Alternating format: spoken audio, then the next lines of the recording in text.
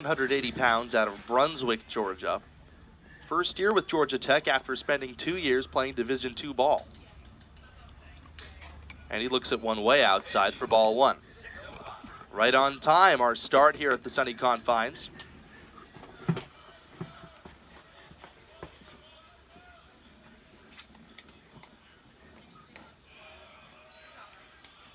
Immediately a hitter's count. Low D's hitting .393. He's just caught fire. As good as Georgia Tech's offense has been, they are missing a key face, Kent Schmidt.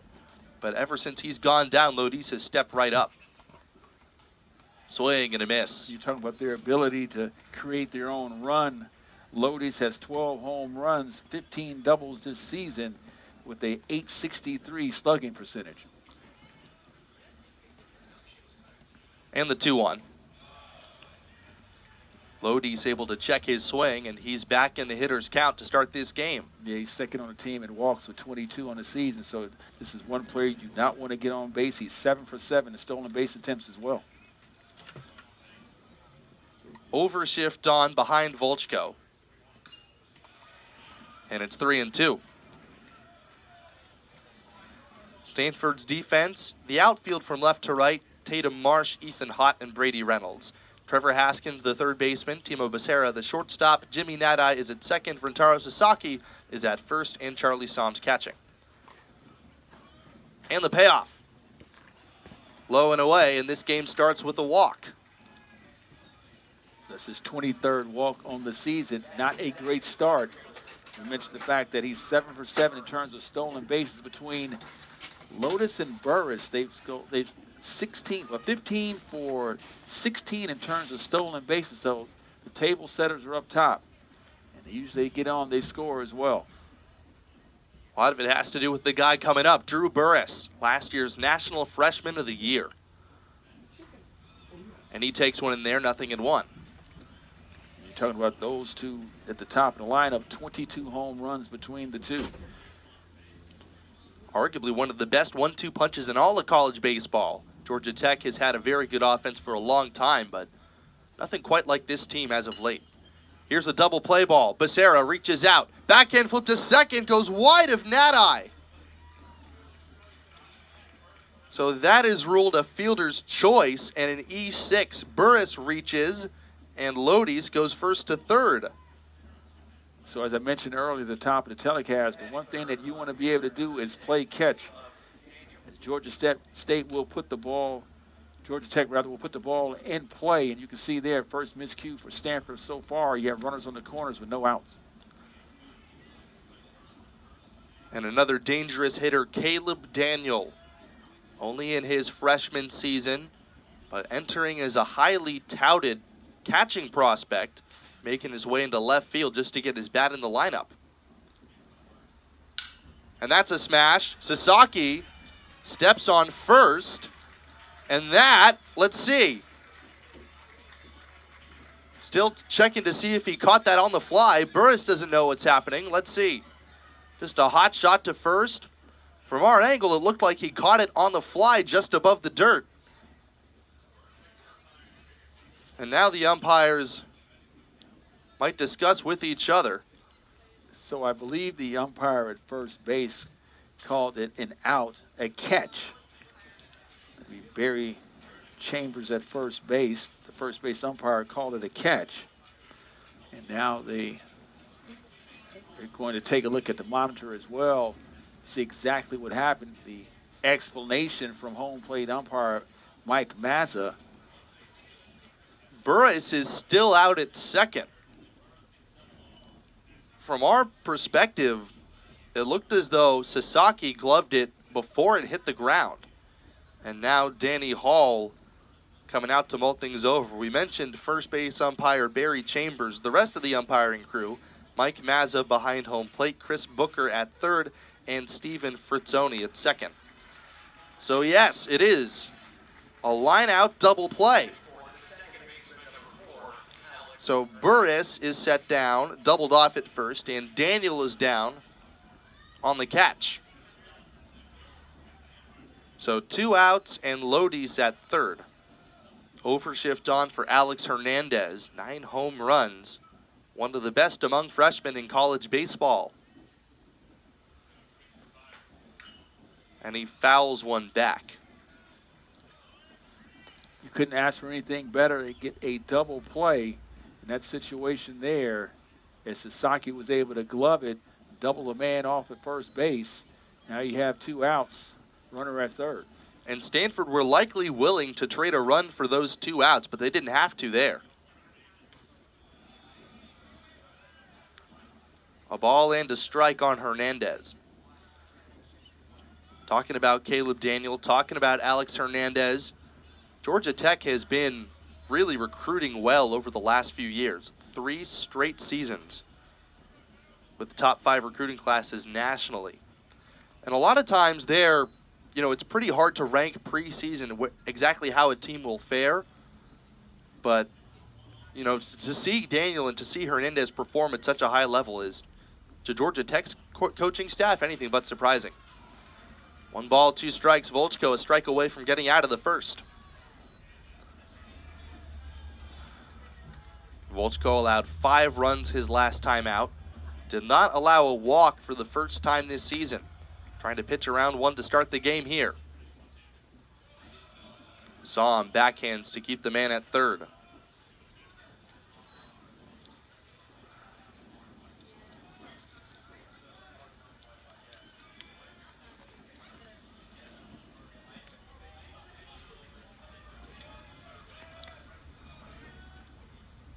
The 2-2 to Hernandez.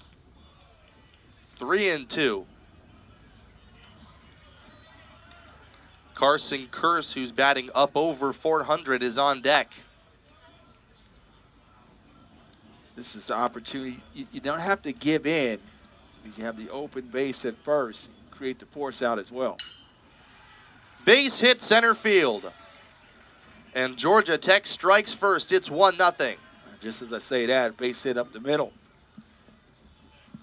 Hernandez comes through with the 2-strike count, and Georgia Tech is on the board first. It's 1-0. Usually those 2 outs hits pays dividends. Stanford had an opportunity. Looked like they was going to be able to get out of it, but they was not able to do so. The 2-out base hit played at the first run of the game. Here's Carson Curse. 4-11 hitter this season. And Volchko does well to get ahead of him. No balls and 1 strike. 16 pitches thrown by Volchko early here in the first inning. It paid dividends later on. Bounce to second. Nadai goes the short way, and the side is retired. So the Yellow Jackets come through with the man on third and 2 men gone, but Stanford escapes a possible big inning thanks to the double play.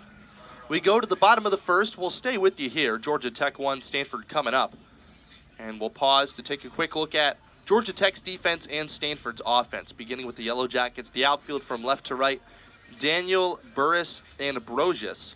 Curse at third, Lodis at short, Hernandez at second, Giesler at first, and Vaughn Lackey doing the catching. For Stanford, it is Trevor Haskins leading off and playing third base, Court McDonald, the DH, batting second, Rentaro Sasaki, the first baseman, batting third, Jimmy Nadai, the cleanup man's at second, Brady Reynolds in the 5th spot, playing right field, Charlie Somm down to the 6th spot, he's catching, Timo Becerra, the shortstop, bats 7th, Ethan Hott in center field is batting 8th, and Tatum Marsh, the left fielder, is batting 9th. They face down Tate McKee in his sophomore year. Dr. Wallace, what can you tell us about McKee's season so far? Yeah, so far so good. 4-0, 3.30 ERA, 8-5 overall for the sophomore career, 5.57 ERA against Clemson. Got a no decision, pitched 5 innings, 7 hits, 5 of those 5 runs, 3 of those was earned, and gave up 1 home run. He's facing down a Stanford lineup that has gotten Court McDonald back. He was their leading hitter last year, as it's 1-0 Yellow Jackets entering the bottom of the first inning. Stanford, an error, could have costed them that run, as it was on a fielder's choice, but a double play ball soon negated that. Well, it's important for the Yellow Jackets to keep the momentum in their lineup on their side of the field. And Stanford, on the other hand, they're going to try to take that momentum back, try to win the inning or level the inning up at once. Stanford has been no stranger to coming from behind this year, as Trevor Haskins, perfectly capable of tying the game with one swing, ready to step in against the sophomore Tate McKee. Yeah, you mentioned he has 9 home runs. He can create his own run at the plate. 9 homers leads the team. And he pops one off the hands. Could be playable at first. And Giesler makes the play in foul ground. A quick one away here in the bottom of the first. Yeah, 1 pitch, 1 out.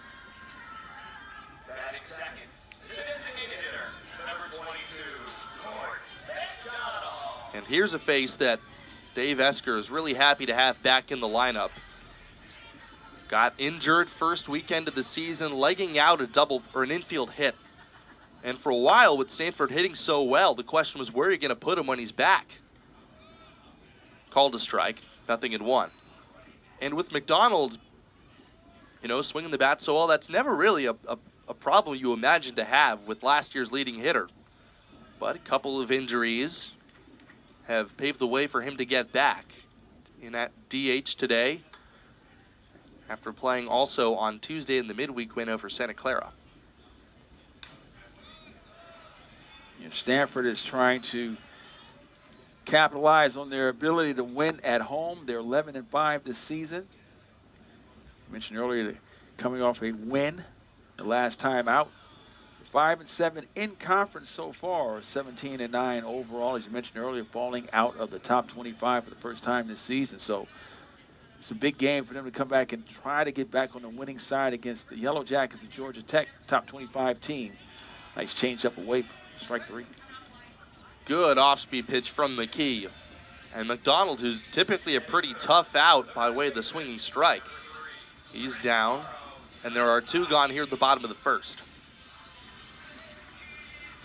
You mentioned how McKee has had an outstanding season so far, 4-0. Took the no decision against Clemson the last time out. This is their Friday night starter, so they're looking for him to get on track on the right foot. First night of the road trip. Here's Rentaro Sasaki, and he pops this one up. This is going to carry out of play. And as good of a defensive catcher Vaughn Lackey is, not even he can make a play 10 rows into the bleachers. Yeah, that would be a Herculean effort, climbing over the screen, putting his Spider-Man routine on, but that was not the case. What is the screen, like 30 feet high? You have to scale it. Overshift on for Sasaki as the count is 1-1. 3 men to the right of second. And Hernandez, the second baseman, out on the very edge of the shadows and right. Swing and a miss. That is the difference between the major league game and the collegiate game. You can't have 3 guys on one side of the bag. Sasaki goes down. That one's in the dirt. Lackey makes a good throw, and the side is retired. Couple of strikeouts in the bottom of the first for Tate McKee.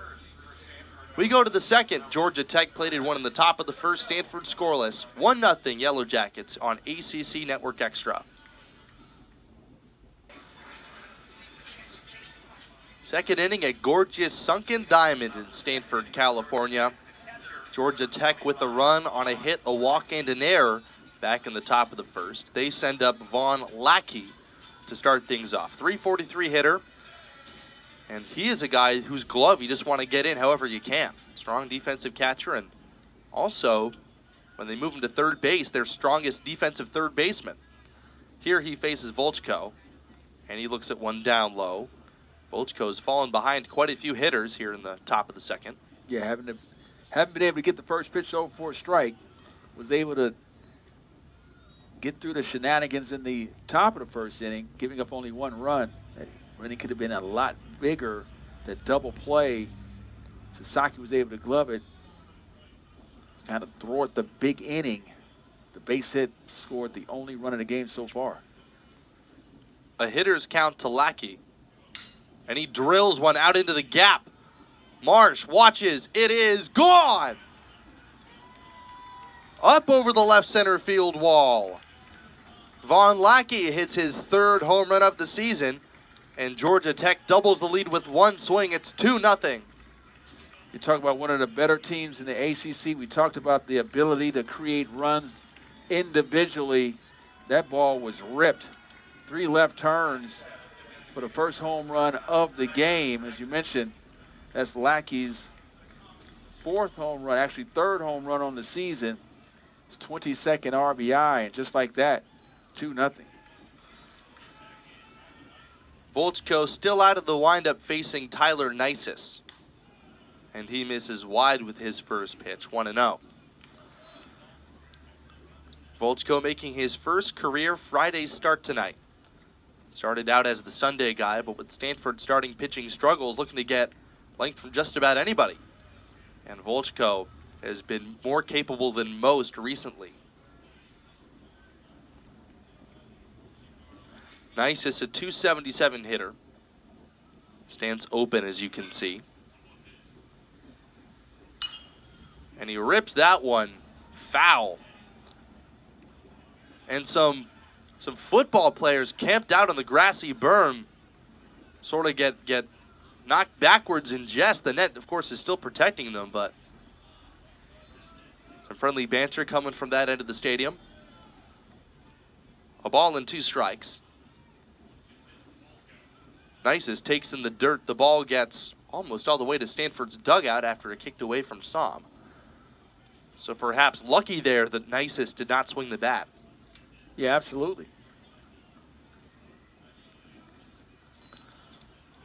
Stanford witnessed firsthand last week, both for them and against them, that drop third strikes can really play a part in starting rallies. Here's a softly hit ball to Haskins, and the throw to first is too late. Haskins has made that play so many times before at his native shortstop, that time stationed out there in the overshift. But that one was just hit too softly, and Nisus, who's stolen 3 of 3 bags in 3 attempts, he's aboard. Still nobody gone here in the second. Georgia Tech putting a lot of pressure on the Cardinal, putting the ball in play. That was Nisus was able to beat that one out. Still no one out. Runner at first. 2-0. John Giesler takes one high and tight for ball 1. Giesler, a graduate student from just north of the Atlanta area in Marietta. He's really been one of the veteran leaders of this team. Hitting a modest .277 as he hits that one back. I was taking a look at some of the stats prior to the game, and this Yellow Jacket team, they average 9 runs per game, 3 doubles per game, and 1.62 home runs per game. Just goes up with the home run in the top of the second inning as well. And one thing against Stanford, looking at Stanford on the other side, Stanford has 42 doubles on the season. Georgia Tech has 89. They're plus 47 in doubles. So we talked about 3.06 doubles per game. They're plus 47. There's a wild pitch. That one whistles to the backstop. Nisus takes a big turnaround second, but stops there. And a hitter's count to Giesler. Correction, he enters hitting .222, only making his 9th start of the year. Right-handed batting, first baseman. Nisus now at second after the wild pitch, nobody out. And Giesler can advance Georgia Tech's cause without recording a hit here. High and tight. 3 straight have reached against Volchko here in the second. And that's the second walk given up by Volchko so far. The leadoff walk was erased on the double play. And it will be a conversation on the mound so far. You don't want to get too far behind on this Yellow Jacket team, again, because they have the ability to play a lot of runs. And so far, so good. 2 runs in the first 2 innings against the top 25 ranked team in the country. And they have aspirations to making it to Omaha. I mean, that's their main goal this year is to play in the College World Series, as their head coach will be retiring this year. And he mentioned the first time that he took over the program, they went to Omaha, and he said, hey, guys, I'm going to retire. And the team said, it's not for us right now. It's for our head coach. Let's see if we get there again and close a chapter to that book. Yeah, Danny Hall announced his retirement last week. Second most wins among active coaches in all of college baseball. And frankly, the only reason why that might be true is because Paul Maneri came out of retirement to coach South Carolina. So Hall, of course, always wanted to get to Omaha. It would be great to end his illustrious coaching career. And at the same time, he's coaching a team that has shown signs of being much more complete than previous iterations of Georgia Tech baseball. Here's Parker Brosius now. And he squares to bunt. And he takes ball one. Volchko up above 30 pitches with nobody out and a run already in here in the second. Vaughn Lackey started this inning with a solo shot. A single and a walk since. Brosius squares, pulls back, and it's 1-1.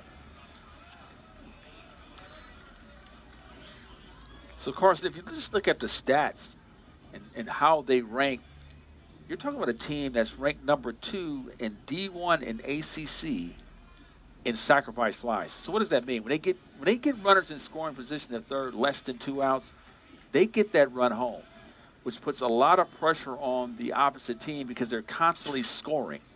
When you're constantly scoring, that means you have to be perfect on the defensive side. And Stanford so far is trailing 2-0.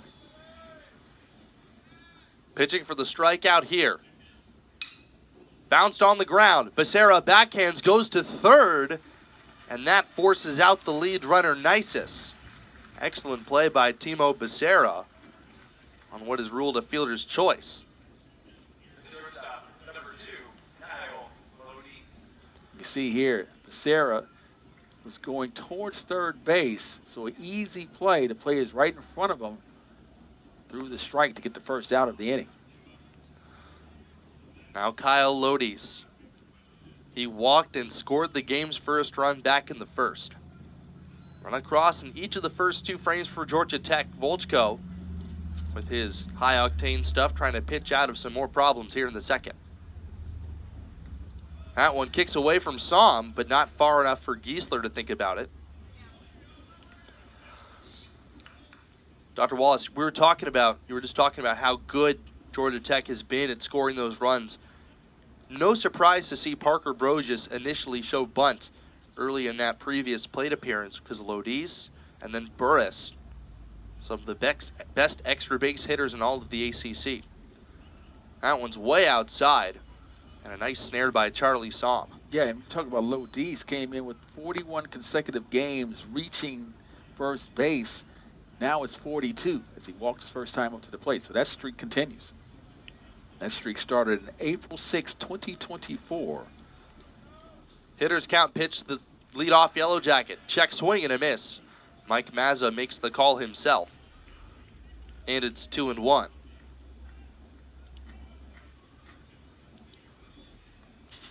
Giesler at second, Brosius at first. Still only one gone here in the second. And Volchko misses wide again. Trying to slow things down. Volchko moves so quickly. If the game starts to get fast on him, he's almost moving too fast for his own body. Guy who's so incredibly athletic. Topping out at around triple digits, trying to come back in this at-bat. There he spins in a breaking ball. And that fills the count. So maybe Volchko can get another double play to get out of the inning. As you recall, in the first inning, runners at first and third, Sasaki was able to turn the double play, the line out. Payoff, bounced up the third base side, foul.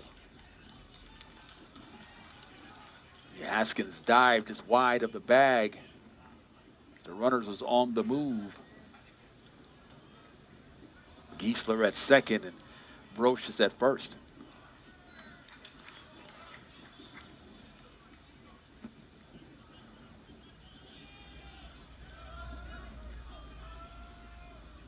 Another payoff. Base hit left center field. Giesler rounds third. That rolls all the way out to the warning track. Here comes Brosius. Here comes the throw. It's cut off. It's a 2-run double for Kyle Lodies. And Georgia Tech has put up a crooked number here in the second. It's 4-0. And we talked about their ability to change places. Lodies came in with 15 doubles, make that 16 on the season. RBIs 39 and 40. I mentioned earlier that their ability to get W's. Take a look right here. You see Lodies on second base, but their ability to change positions between Lodies and Burris is incredible. Burris takes a big swing and fouls it off. Drew Burris, National Freshman of the Year last year, standing next to one of his teammates from over summer, Charlie Somm. Played together against Joey Volchko in the Cape Cod League. Perhaps Burris's only blemish was that quieter summer as he ducks out of the way of one. And when you ask around, this guy's coming off almost an ideal season. And asking him how, what can he improve, if anything? The answer is his base running. That's his answer anyway. Wanted to showcase his speed more. Georgia Tech, with some of their recent additions to the coaching staff, looking to do that. Now it's 2-1. That one missing badly from Volchko. Still no action down in the Stanford bullpen. And Volchko already 41 pitches thrown in that inning and 1/3. Still only one gone here in the second. 3 already across. Burris buckles at the slider. 2-2.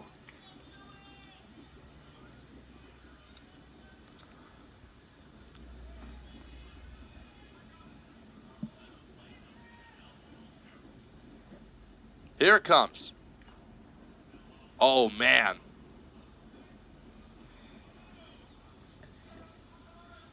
And it looks as though that hit him in an area that definitely will make anyone scream. Somm has been taking a lot of uncomfortable foul tips lately, and that might be the worst so far. John Ursone busy tending to him. And you could tell the look of sympathy from Kyle Lodies out there at second. Well, one thing we know coming into this game is that the Yellow Jackets can put the ball in play, coming in with a .339 average as a team this season. You look up and down their lineup. You have Schmidt, 415, who, by the way, is not here. Kears 411, Lotus 393, Burris 363, Daniel 353, Lackey 343, who had the home run earlier, Hernandez 324, Brocious 291, and Nisis 277. So up and down the lineup, they have a lot of length in their lineup. And once you turn it over to the top, with Lodies and Burris, the table setters, things usually bodes well. You take a look here. There it is. Yeah, ouch. As I mentioned earlier, that was in an area that would make anyone scream. Luke Lavin has knee pads on, Stanford's backup catcher down the first base side. Tom's taking foul tips, back swings, just about everything you can imagine as a catcher. John Ursone still checking in on him. And now Luke Lavin looks like he's going to get strapped in just in case.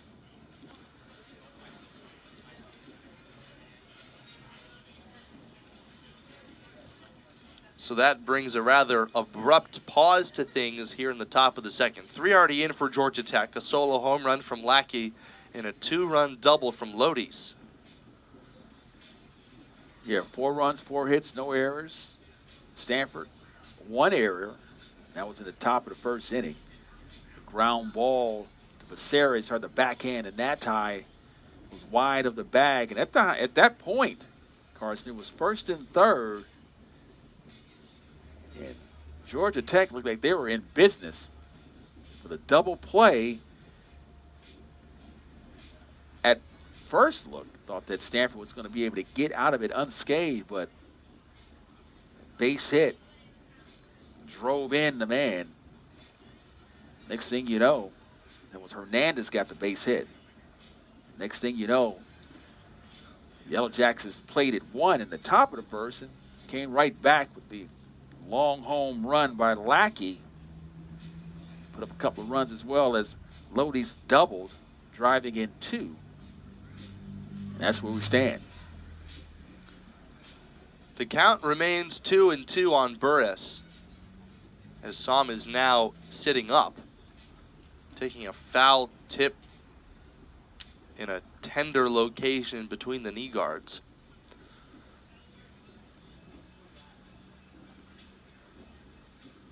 On our out-of-town scoreboard, California has a lead over Clemson at Stu Gordon Stadium. Miami has taken the first game of the weekend set over Pittsburgh, 9-4 Hurricanes, the final. Florida State is leading Wake Forest 4-0 after 5. Notre Dame took the first game of the weekend over Virginia Tech 7-2. Duke evened the series after yesterday's Thursday loss to North Carolina. 9-5 Blue Devils over the Tar Heels. Virginia is leading NC State 8-4. Louisville is over Boston College 11-4 after 3 innings. And of course here on the farm, it's 4-0 Georgia Tech leading Stanford.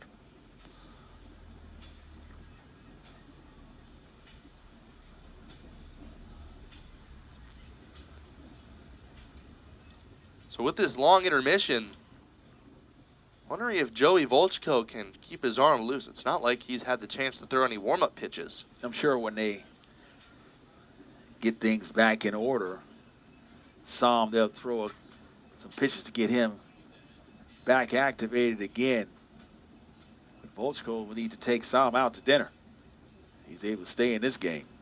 He's going to owe him one big time. Sam has stuck it out for just about anything this year. Now he's back on his feet.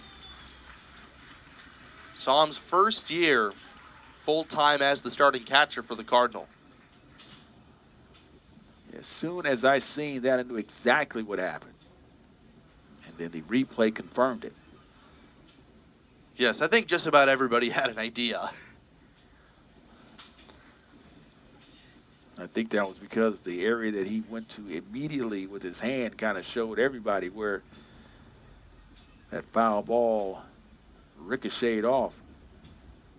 So he's back on his feet, now conversing with home plate umpire Mike Mazza.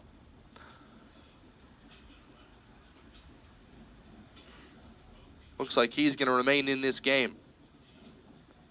Absolutely, he's a catcher. He is one tough kid. They say the tools of ignorance. So 2 balls, 2 strikes the count. 1 out, man on second. As a final round of applause for the Cardinal catcher. Let's go trying to just get him settled in.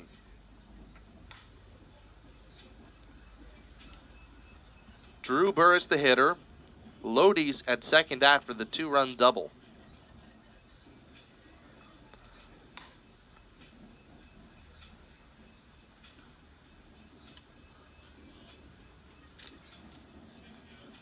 So 2 balls and 2 strikes.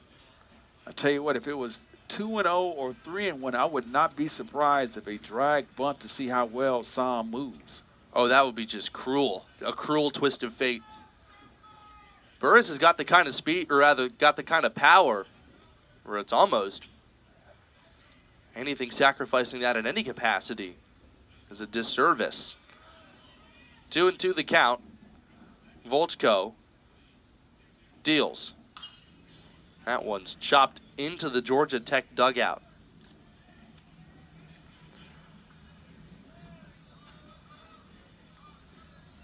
Perez coming off a year in which he set the Georgia Tech freshman record in home runs, 1 shy of the program record. That was set by Kevin Parada, who was a first-round pick by the New York Mets. There's a chopper to third. Haskins makes the play. 2 gone.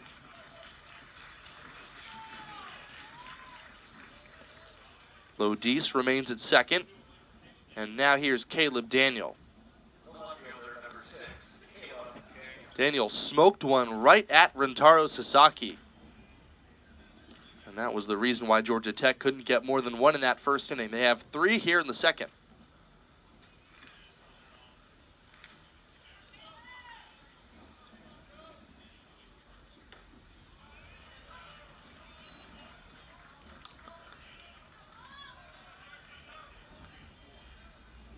You mentioned Daniels' line drive into double play. Came in hitting 353. This one hit a bit softer. Sasaki plays it in foul ground, 0-2. So Bolchko is ahead 0-2. Can be smart around the zone. Can change the eye level of the hitter as well. Go up and away. Volchko trying to escape further damage with Lodis at second. That one's lined to center field. Hott comes in, and he's got it to end the inning. 3-run score for the Yellow Jackets. We go to the bottom of the second. 4-0 Georgia Tech over Stanford on ACC Network Extra.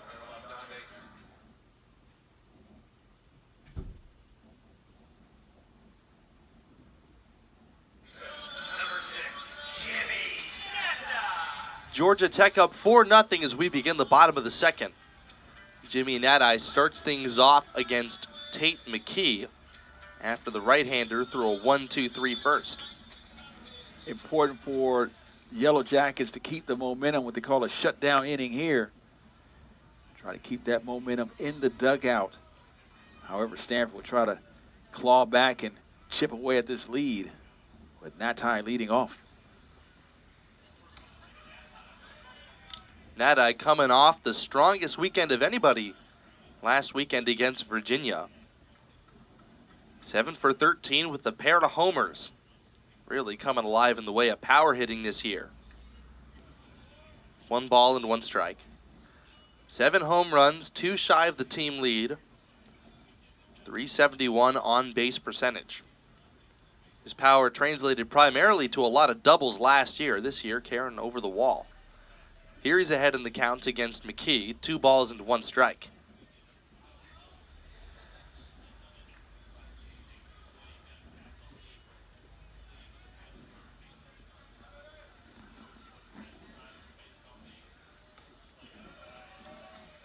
Three balls and 1 strike. It's a good start for Stanford if Natai is able to get on.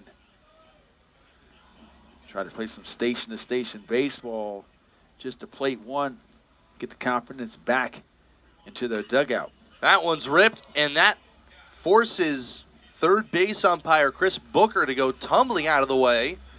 That ball did not get a piece of him. It's also a foul ball. One of the reasons why umpires stand in foul ground is if it hits you, at least you know what the call is. You take a look right here. Booker showed his athleticism, moving back away from the line drive. Some self-preservation there. As Nadai bounces one softly, it takes a weird hop. McKee still makes the play. That one had some wicked spin on it. But McKee, playing his position, has now set down his first 4 he's faced. You take a look right here. The ball was going down the first base line, and then it took a hop right back. PFP, pitching fielder position. Got to have those. Remember, they are a defender in the circle. Brady Reynolds watches the first pitch wide. Reynolds talking about all the veteran contributions for Stanford this year. He has been just as important as anyone. Now it's 2-0.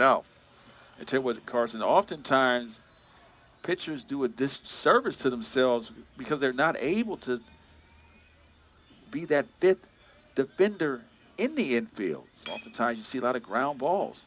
That one hits off the glove of Lodi's, playing to the right of second. And Stanford has their first hit.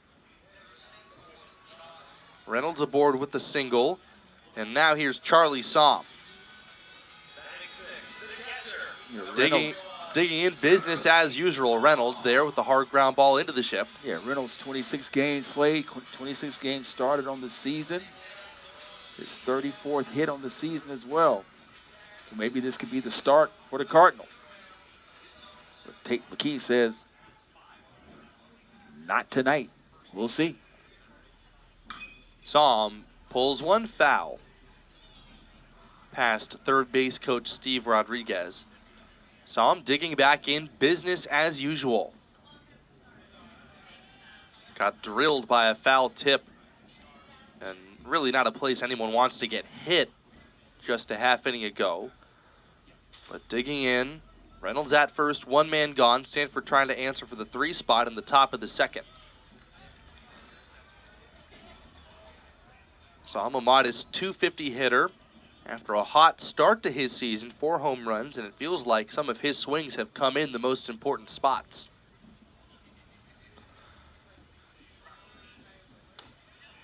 Wave and a miss. That's a great pitch by McKee, the sweeper. Have Somm out in front, changing the eye level. Something low and away, possibly a back and right up with a fastball up and in. Swing and a miss. Came right back to it again. There it is again. And that's the 3rd strikeout for McKee so far through 2. So now 2 gone in the bottom of the second, and here's Timo Becerra. I'm Carson Trail along with Dr. Joaquin Wallace. Joaquin, you said that you'd worked in player development for a little while. Seeing that shape of the pitch from Tate McKee, did you call it a sweeper back in those days, or what did you call it? Slider low and away. Now we have a sweeper. First pitch misses wide to Becerra. Timo Becerra, no longer Stanford's leading hitter with the resurgence of Tatum Marsh, still hitting .362. And he's in the hitter's count with the man at first and 2 gone. Reynolds does not have a steal this year.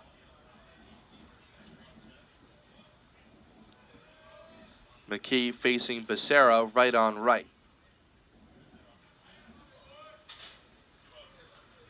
In the dirt,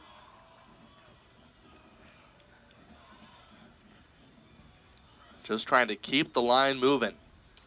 1 across in the first for Georgia Tech, 3 across in the second. Probably Becerra should be taking 2 pitches here. She mentioned trying to keep the line moving. That's in there, 3-1. Yo, get me over strike. Like Coach Esker, the skipper, may have him just take another one as well. See if he can force a ball 4. He fouls one off to the right. A late swing on a pitch outside. That may have been ball 4. Mentioned earlier, trying to get something going for the Cardinal. Get runners on. See if Becerra now can deliver a base hit to count full. Runner should be going on the pitch. There goes Reynolds. And Becerra takes strike 3. McKee allows his first base runner, but punches out the last too many faces. He's got 4 as we go to the 3rd. 4-0 Georgia Tech on ACC Network Extra.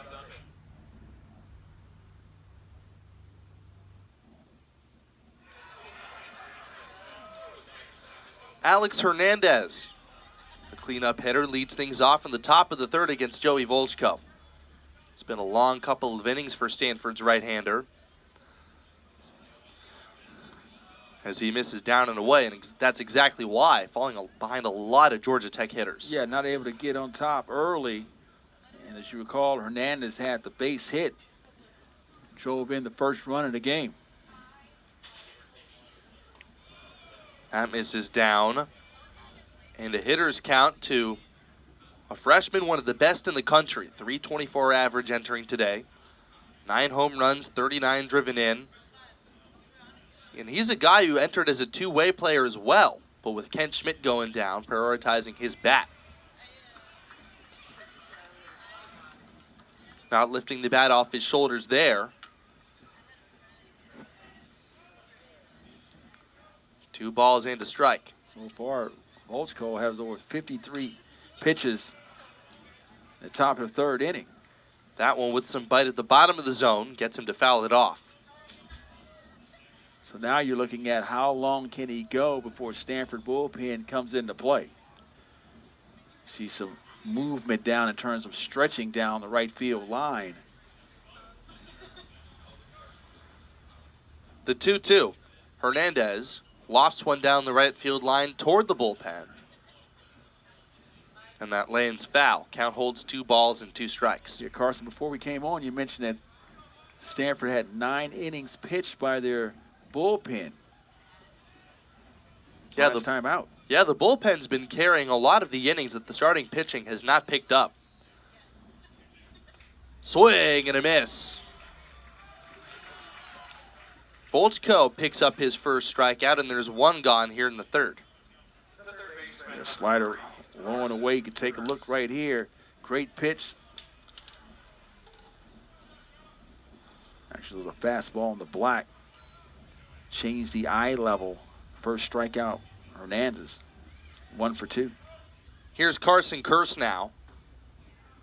And he looks at strike 1. Maybe that punch out, signs of Volchko turning it around. It's the first time in 3 innings that Volchko was able to get the first batter out. That one skips in the opposite batter's box. His first inning gave up a walk, and in the second inning gave up a leadoff home run. So this is a new direction getting the first out, the leadoff hitter.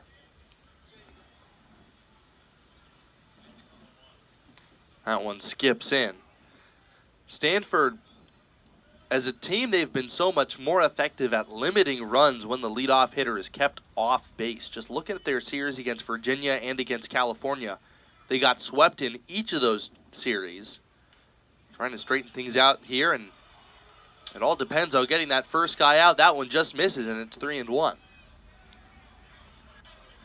Yeah, Stanford bench was not pleased with that call. Thought that may have been a strike. Now 3 balls and 1 strike, and that will be a strike on the outside corner. Count is now full. Kearse was just about ready to go to first. That's the one thing that you don't do to an umpire at the plate. You never show, we call it showing up the umpire. Just allow him to make the call versus stepping over and assuming, and we know what they say about assuming. Swing and a miss. Volchko battles back to get his second strikeout in as many hitters. And there are 2 gone here in the third. So far, so good for Volchko. Getting 2 consecutive strikeouts, his first 2 of the game. And possibly this could be his first 1-2-3 inning. Let's see what Lackey has to say about that. Last time up, home run over left center field. Lackey with home runs in back-to-back games. Had a blast in the midweek against Mercer. Here he's down in the count, no balls and 1 strike. Volchko started him off with a slider this time. Came right back again. See if he can get him to chase. Appeal to first base denied by Barry Chambers. 1-1. Infield playing Lackey straight up. He hit a bullet out over the left center field wall his first time up. 2 balls and a strike.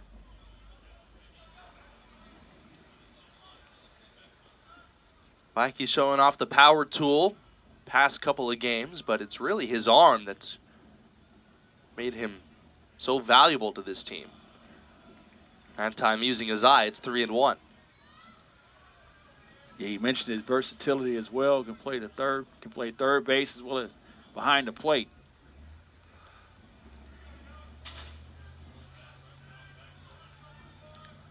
Hitters count to Lackey. Swings through a slider, it's 3-2. Volchko a chance to strike out the side. trying to hang his first 0 on the board here in the third.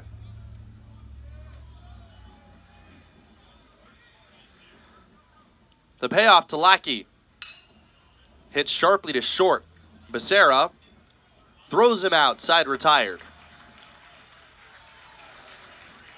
So for the first time today, the Yellow Jackets go 1, 2, 3. We go to the bottom of the third. It's Hott, Marsh, and the top of the Stanford lineup coming up against McKee when we come back on ACC Network Extra.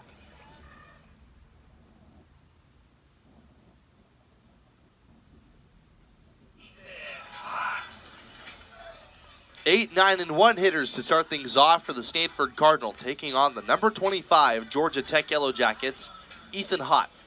Takes the last couple of practice swings before he digs back in. He's somebody who's seen his playing time increase recently. Charlie Bates, Stanford center fielder to start the year, going down a couple weeks ago with an injury. Tate McKee back on the hill as Hott pulls one foul.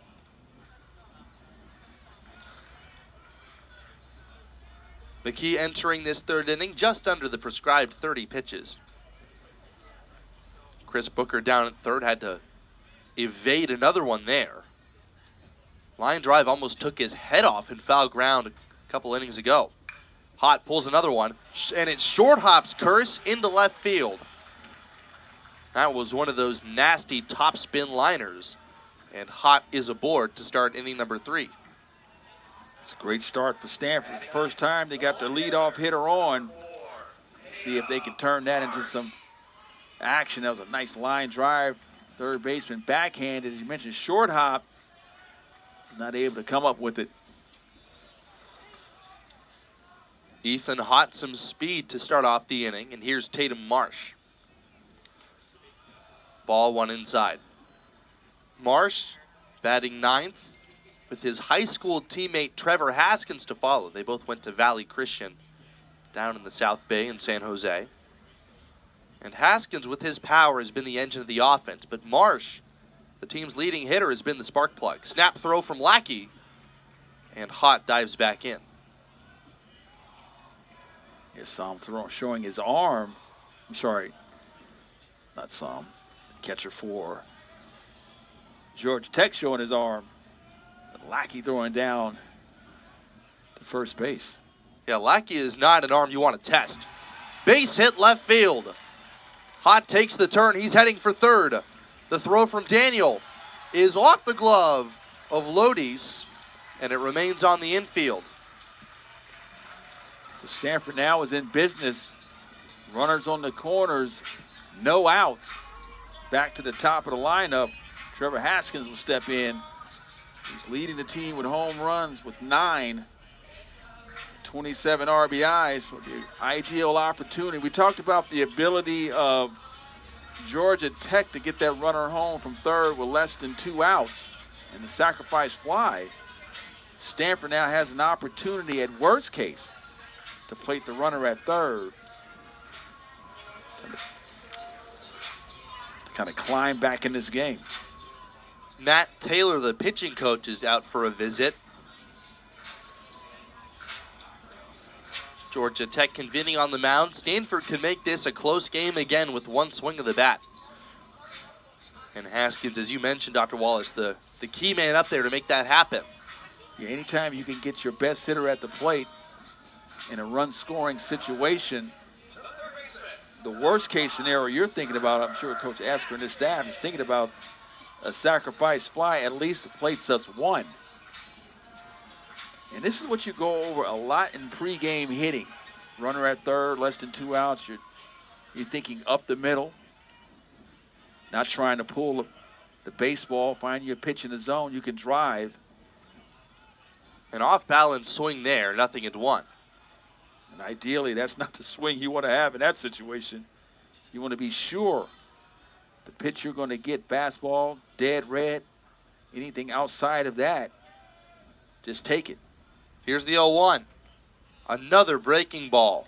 McKee's doubled up, and he stole a strike there, nothing in 2. Yeah, it's amazing how when you get that first strike, how it changes the at-bat. Now McKee do not have to give in. Possibly pitching for the strikeout. Here it comes. Way outside. Marsh runs for second. Lackey's throw is right there. What a play by Vaughn Lackey. A backhanded pick, and the throw beat him by 3 steps. And you mentioned you don't want to challenge Lackey's arm. You can see here, great job as athleticism, backhand, and threw a strike down to second base for the first out. That's a ball so far in the dirt that as a base runner, you're almost tempted to take a chance and read that regardless. Yeah, at that point, you're doing a secondary lead. Haskins pops this one up down the right field line. Brosius makes the catch. Hot tags from third. Here's the throw to the plate. Not in time, and Stanford's on the board. So Haskins was able to deliver with the sacrifice fly to get the first run at home in the game by Hope. With a promising inning now, no runners on. Stanford down by 3 with 2 outs. Yeah, you've got to imagine that at the beginning of this inning, 2 straight base runners reaching in the top of the order coming up, that Stanford were thinking big. And instead, it's the base is empty for Court McDonald. That one misses down. McDonald, a native of Arlington, Texas, in his junior season. That just shows you the importance of base running as well.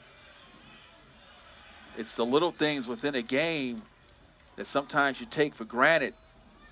Situation there, you have runners at first and third on the corners and no outs. Backhanded play by Lackey. Was able to throw the runner out from first to second. But fortunately enough, Haskins was able to deliver to get the run home. The 2-1. McDonald's not the happiest with the low strike call. That evens the count. McKee using that low breaking ball to both handed hitters. There he misses wide. And that fills the count to the Cardinals' second place hitter.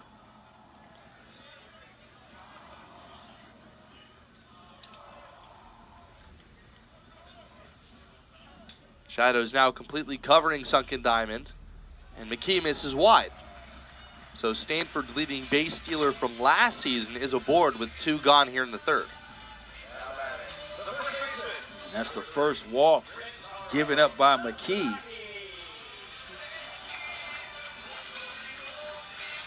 Right man, right spot. Sasaki here, if he can deliver. Sasaki trying to see if he can make it hurt. Couple of singles and a sac fly here in the third. Plated the first Cardinal run. And here's Rentaro Sasaki. Sasaki would like to get one here to drive over the right field wall. And he took that kind of swing, but he's down in the count, 0-1. McKee did a great job of changing speeds,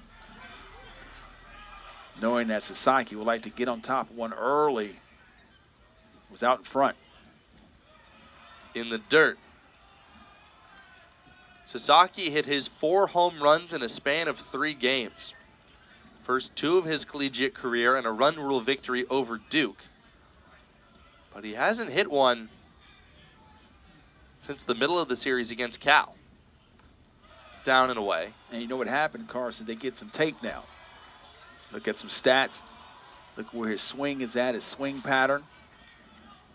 And they've got that overshift on behind the pitcher, McKee. Hernandez at second is almost near the right field line. And you can look at his open stance that he likes to get the ball and drive it to right field. Ahead in the count, 3-1. Let's see if he can get his A-swing off. And that ties on deck. So the tying run is in the circle. That tie now.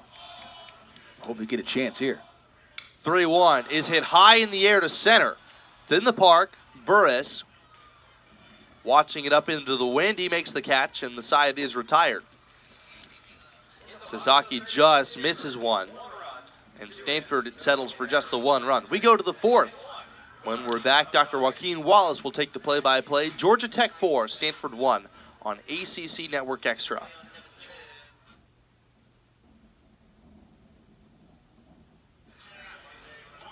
Joey Volchko is still out there as we enter the top of the 4th inning at Sunken Diamond. My name's Carson Trail, and now with the play-by-play, Dr. Joaquin Wallace. Thanks a lot, Carson.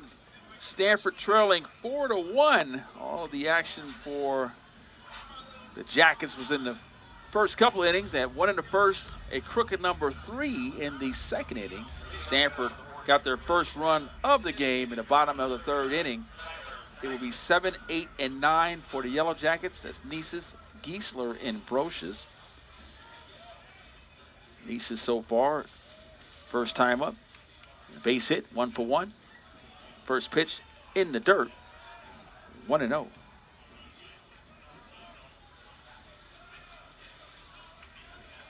So Volchko had his best inning in the top of the 3rd, striking out 2, 1, 2, 3. That was the first time the Yellow Jackets went in order this evening. Second pitch is called strike 1. 1 ball and a strike to the 25th ranked team in the country. One of the top producing offensive teams as well. Pitch is swung on the miss. 1 ball, 2 strike. Slider in the dirt. There's that high RPM slider. Stole a strike at the bottom of the zone, getting the swinging strike by Nisus there.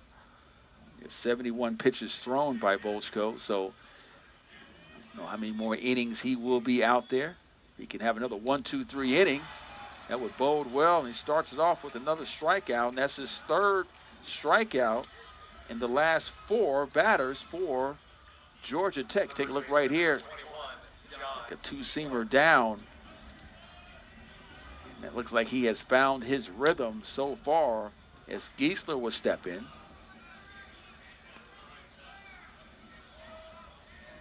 Geisler walked his first time at the plate. Geisler 222 on the season. First pitch down. 1 ball and no strikes. I'll tell you what, Carson, one of the things that Volchko's had trouble with this game is getting that first pitch strike. Yeah, and there's been a big difference in the quality of at-bats, but that time able to even the count on that good slider. When he's fallen behind, that's really been the difference between the pitcher that he was last year and the pitcher that he is now. 1 ball, 1 strike, 1 out. Stanford trails 4-1. That pitch is taken down and away. 4-4, 0, and 2 runners left on for the Yellow Jackets. 1-3-1 and 2 for Stanford. The error came in the first inning. Ground ball to Becerra, tried to flip it over to Natai. In that situation there, Georgia Tech thought they was going to have a big inning, but the line drive to Sasaki was a double play, and Hernandez was able to get a 2-out single to get the first run of the game. Pitch is swung on, grounded to short. Sarah steps over, throws it over to first, and if you're scoring, it's 5-3, and that would be the 2nd out of the inning. Sorry, 6-3. Yes. Take a look right here. Ground ball. Sarah tosses over to first. Last year, you would have been right. Becerra was over at 3rd base for the Cardinal before this season. Absolutely. I was right in theory. He just moved over as he was a 3rd baseman. Yeah, and with the overshift on, you see 3rd baseman moving over to shortstop. You never know. Nothing's really straight away anymore. Pitch is in the dirt. 1 ball and no strikes. So Volchko has been able to use his defense as well as creating his own outs on the mound. That's a called strike. When you get a pitcher that can create his own out, it bodes well. Using your defense behind you, that you can create your own out. Pitch is lined into right center field, and that will be the 3rd out of the inning as Reynolds runs it down at the warning track. So 3 up, 3 down as we head to the bottom of the 4th inning. No hits, no runs, no errors. Stanford's coming up, trailing 4-1. You're watching the ACC next year.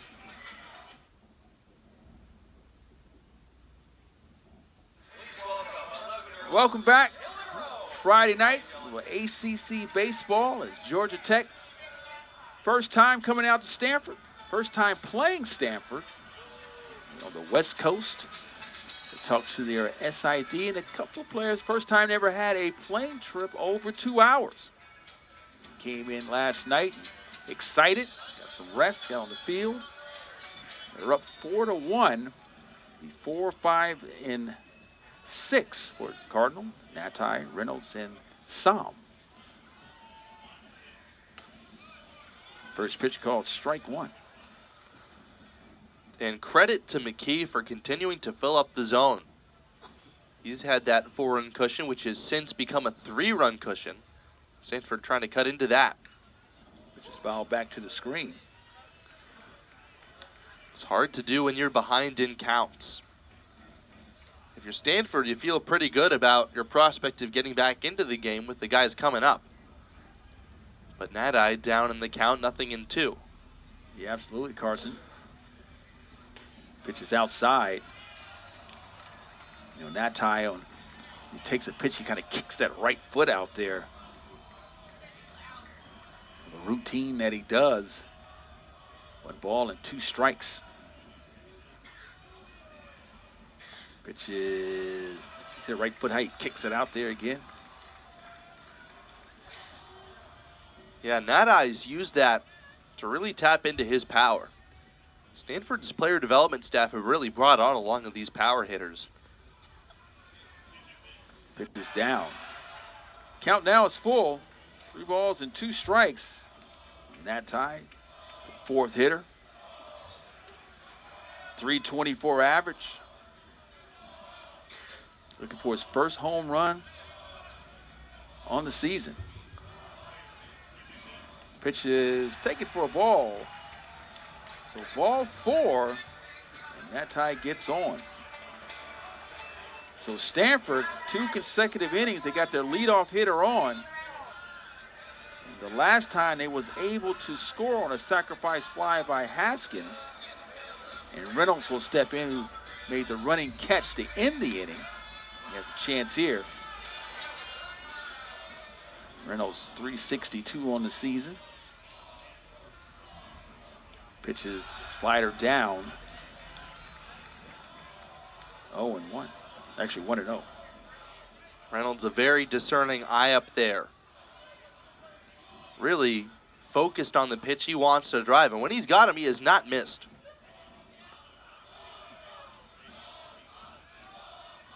Pitch is grounded wide of third. I'm sorry, first.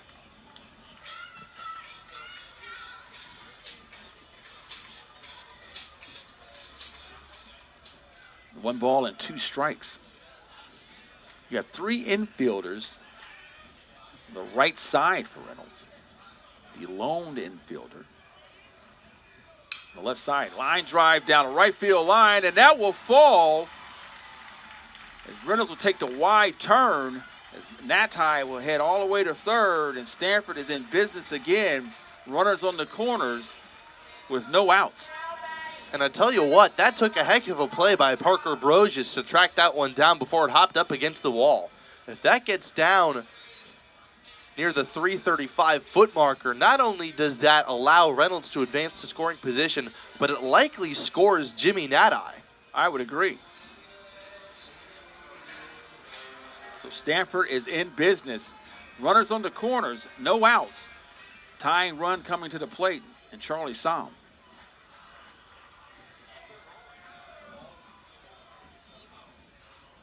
Pitch is grounded to third. Runner from third. That'd be an error thrown into right field. So we talk about the ability to play catch. And Stanford gets their first break.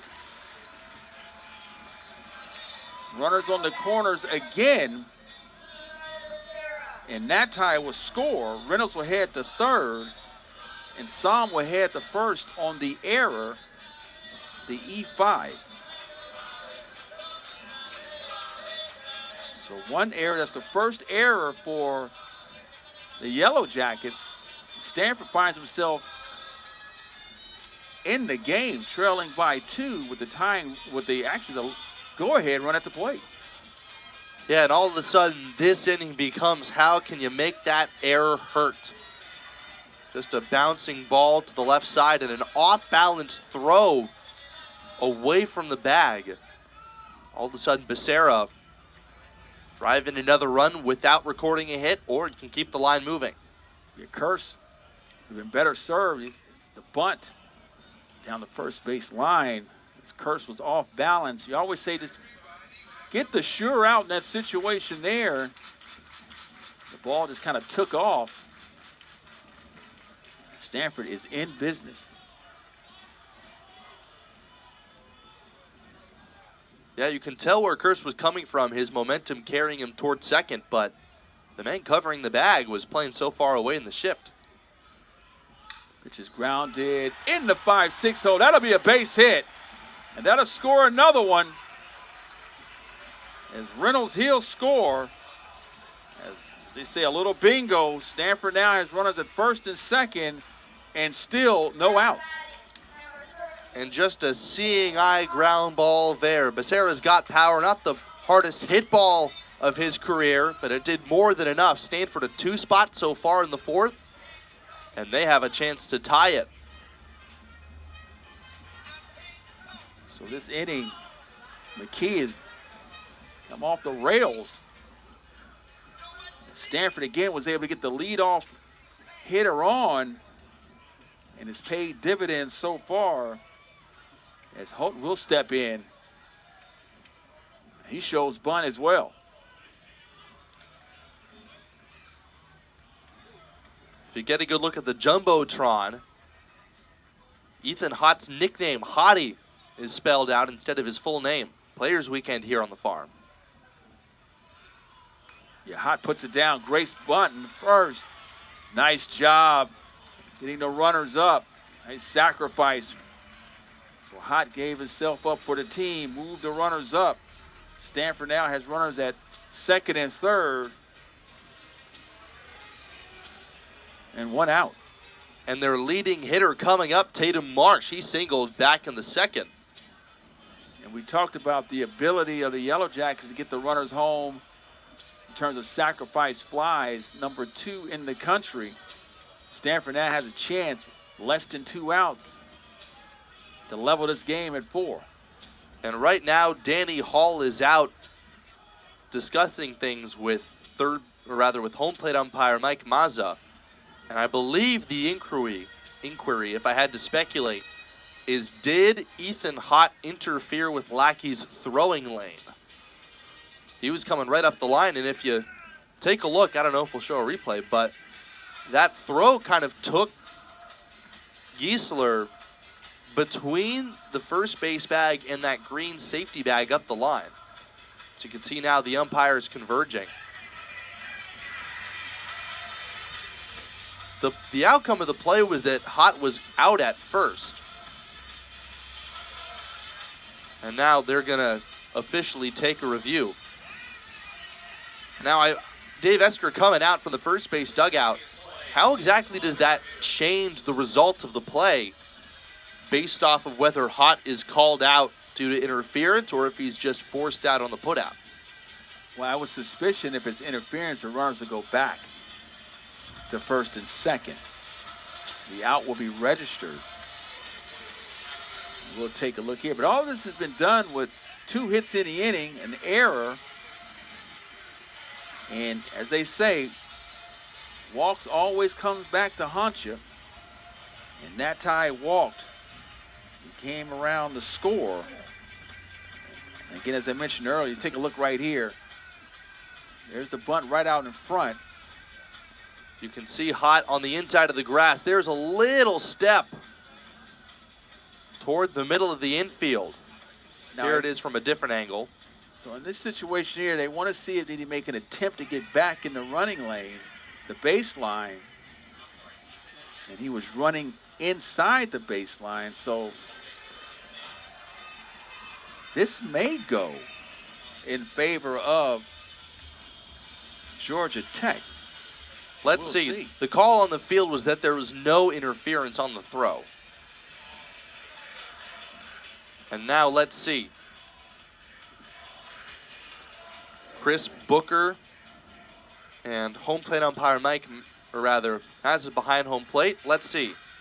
No interference. So no interference. Call the field stands. The runner is out at first. So the runner is out, but no interference. Now Stanford is in business. It's Tatum Marsh. He'll step in. Marsh 364 coming into the game. It's 372. Base hit his first time up. Has a chance for Stanford to either level or take the lead here in the bottom of the fourth inning. Crooked number. Stanford has scored in their last 2 innings.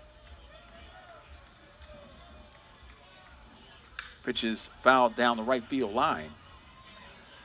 And this is a strikeout situation for McKee. But Marsh has been very difficult to strike out all season. He has not been swinging and missing a lot. Really demonstrates the amount of poise that this kid has despite it only being his freshman year. Pitch is swung on and fouled back. Finds himself down in the count 0-2. As you mentioned, McKee here is trying to get the strikeout. Marsh is trying to make contact. Anything up the middle will get the run home from third. Pitch is outside. Might have ball and 2 strikes. Might have overthrown the fastball there. 1-2 against a guy who's got more walks than strikeouts this year. Certainly a guy who never gives an at-bat away. McKee has 4 strikeouts so far. That pitch is away. It's a nice job by Lackey preventing the wild pitch. Count is even, 2 balls and 2 strikes. Pitch is down and away. Count is now full. So Marsh has worked himself into a full count. Again, a base open at first, but Marsh, the 9th place hitter, and Trevor Haskins, Stanford's home run leader, on deck. Pitch is grounded into left field, base hit. And that was score 1. And that's Sam. He'll score. And Stanford now has climbed back in this game 4-4.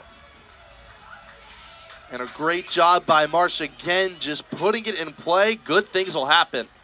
And now after Georgia Tech played the infield back, the defense playing a little bit more conservatively with the man at the corners and only 1 gone. The possible go-ahead run just 90 feet away. So that brings up Haskins, you mentioned earlier, leading the team in home runs with 27 RBIs. Right man, right spot. Runners on the corners. And 1 out.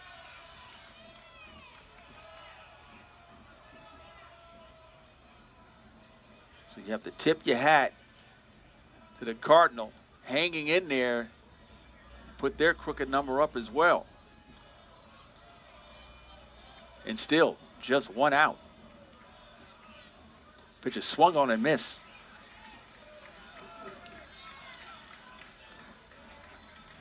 One ball and 1 strike. If you take a look at the scoreboard, Georgia Tech 1-3-0-0, Stanford 0-0-1-3.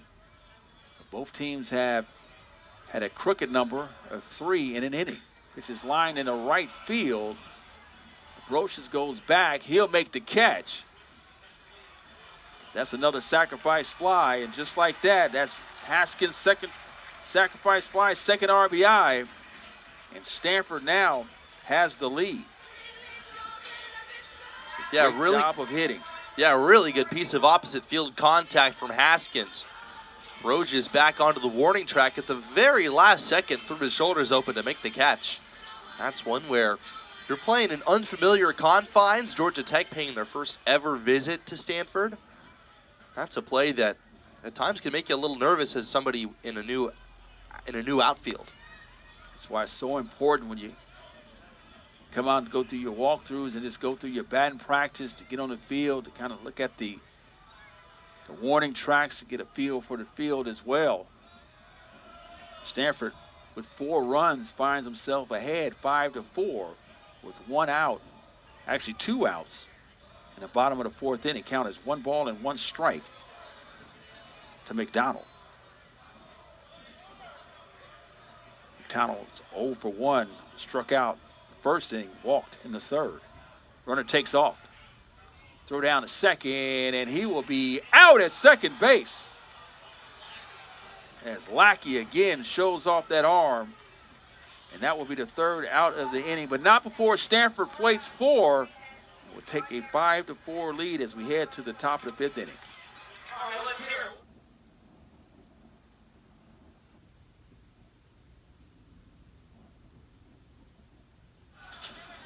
So welcome back.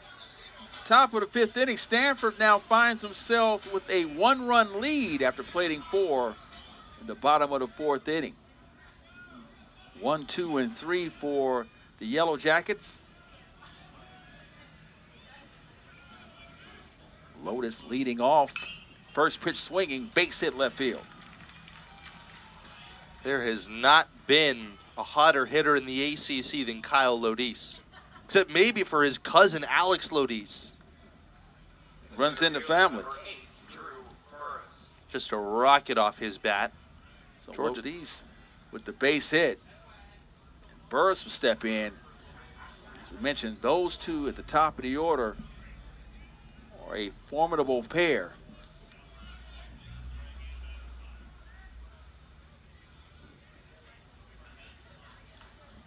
Pitch is called strike 1.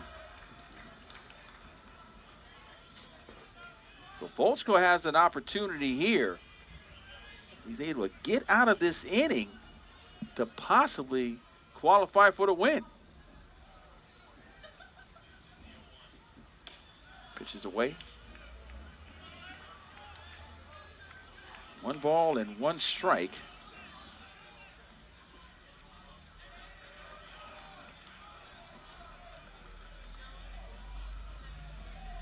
Burris 0 for 2 so far, swung on, fouled over the screen.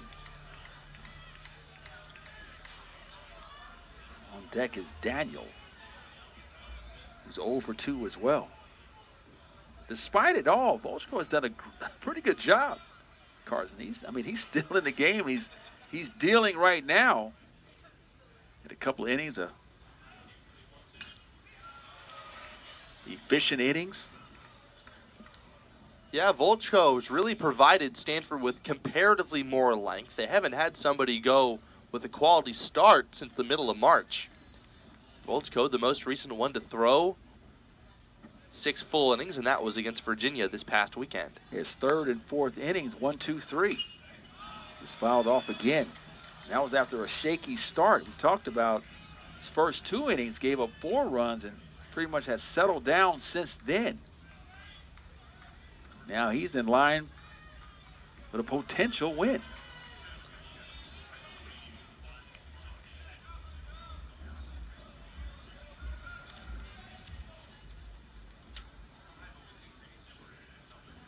Here's the pitch. Swung on, base hit. Back-to-back singles from the top of the order. Georgia Tech is not going to go quietly. As Daniels now, he'll step in. The left fielder, number 6, Caleb Daniels. Yeah, Burris went up in the zone and got on top of the high fastball. Haskins, respecting his speed, was playing in on the grass.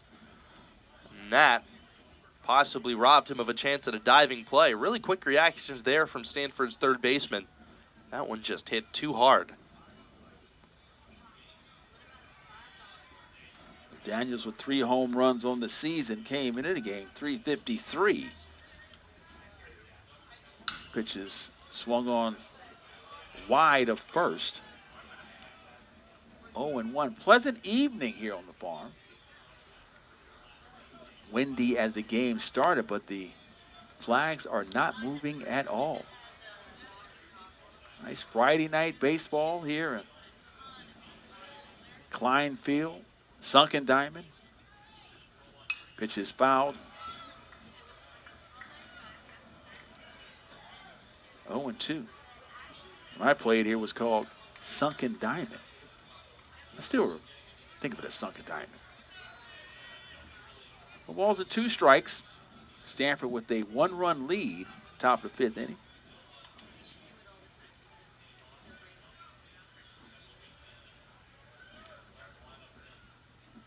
Swung on and grounded up the middle, and that will be grabbed by Becerra, throw to first, and that will be the first out, but the runners move up. That was a close play at first, too. That worked as well as a bunt. So the Yellow Jackets are in business. We mentioned their ability to get runs home from third base with less than 2 outs. They're second in the nation in doing so, and they have a chance here as Hernandez has a hit and an RBI. He's 1 for 2. And we'll see how the strategy here changes. Base open at first, that would set up a force play. But here, not messing around. That one just missed. So 1 ball, no strikes. Hernandez, the freshman, already 1 RBI, came up clutch. Outside, 2 balls and no strikes. As Carson Kearse is on deck, and I'm sure he would like to have an opportunity after making that throwing error to redeem himself. Slider up, 3 balls and no strikes. Yeah, Volchko up over 90 pitches. Ty Huber is getting loose in the Cardinal bullpen. Would not be surprised to see Volchko like his chances a little bit better against Kearse and a fresh count. Pitches outside, so that will load the bases for Hernandez. And Kearse, again, as I mentioned, would love to have an opportunity here to redeem himself after that throwing error. He started all of the shenanigans for the Cardinal. There's a conference on the mound. I'm sure this is just to stall some time. The umpire would walk out and break up that meeting. Now you see someone from Stanford going to go down and see if the hurler is ready to come in. Should be a hat wave or a phone call to make sure he's ready to come in. Interesting situation coming in with the bases loaded.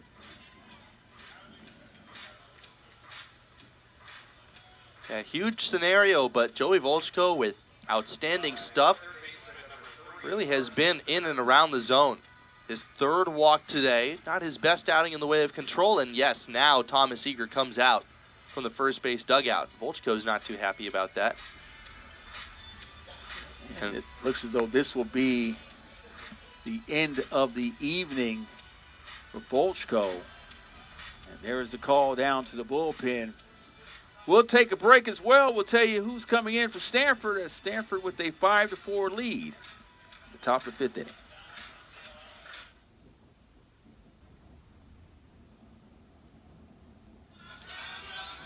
Welcome back, top of the 5th inning. The call has been made to the bullpen, and Carson's going to tell us all about Stanford's new pitcher.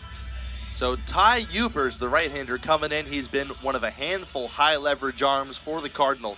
Most recently, he threw 1 2/3 innings in a no decision in the win against Santa Clara. And he's off to an outstanding start. Missed all of last year with an injury. The senior out of Cameron Park, California.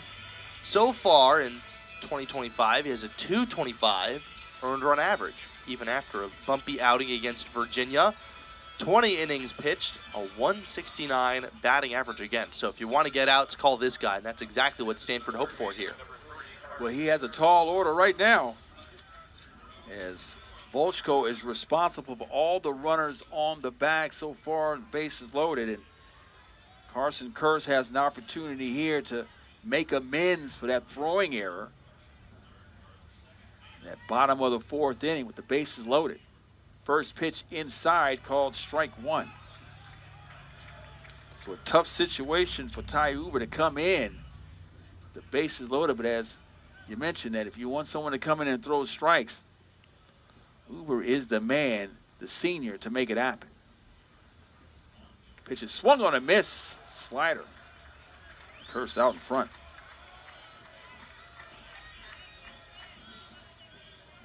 It's been hard to keep Curse quiet. Can't think of a better start than an 0-2 count. So no balls, 2 strike, bases loaded. Swung on and miss. Strike 3. So Uber comes in and gets a strikeout.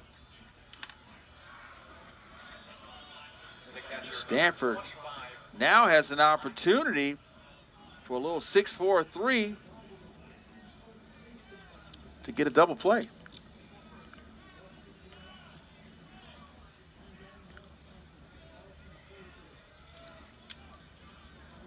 Misspoken, it's 2 outs.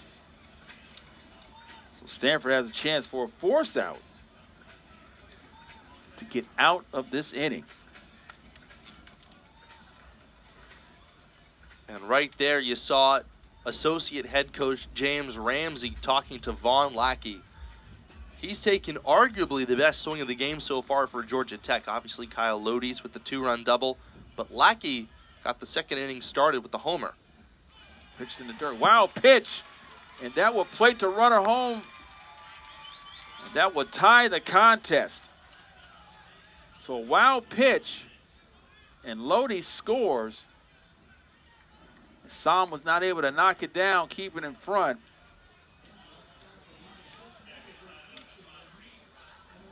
And Georgia Tech has leveled this game at 5.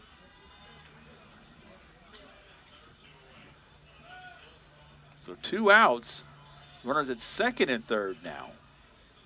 And Lackey has a chance for the go-ahead run. Pitch is up. So Uber came in and got the strikeout. Then the next pitch was a wild pitch. Scored Lotus from third base. Pitch is in the dirt, blocked. And now if you're Uber, you got a base open. Lackey, who swung the bat very well against weighing him against Tyler Nisus, who's had a much more modest season and a much more modest game.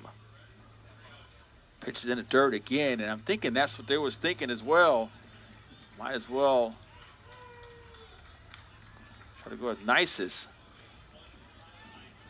So Nisus has a chance here. The left-hander steps in. The DH for tonight.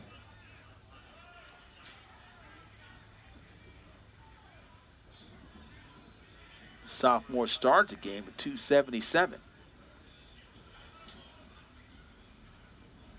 1 for 2. First pitch is down, blocked.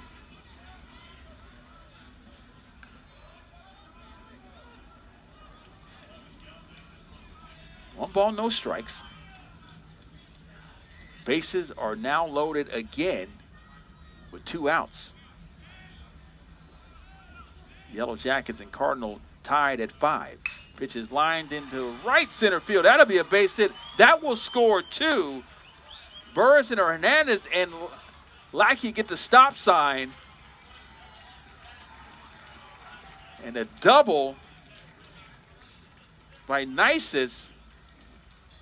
We mentioned that Georgia Tech averages 3 doubles per game, and that's their second tonight.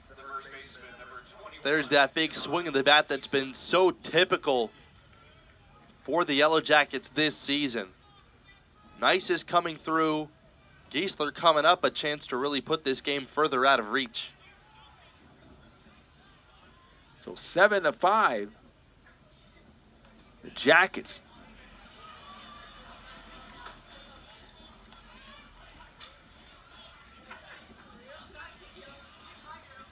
It's the 7th hit of the game for the Jackets, and they get right back off the mat with a crooked number here in the top of the 5th inning. Just grounded to short. Throw to first. That will be the third out of the inning, but not before the Yellow Jackets plate 3.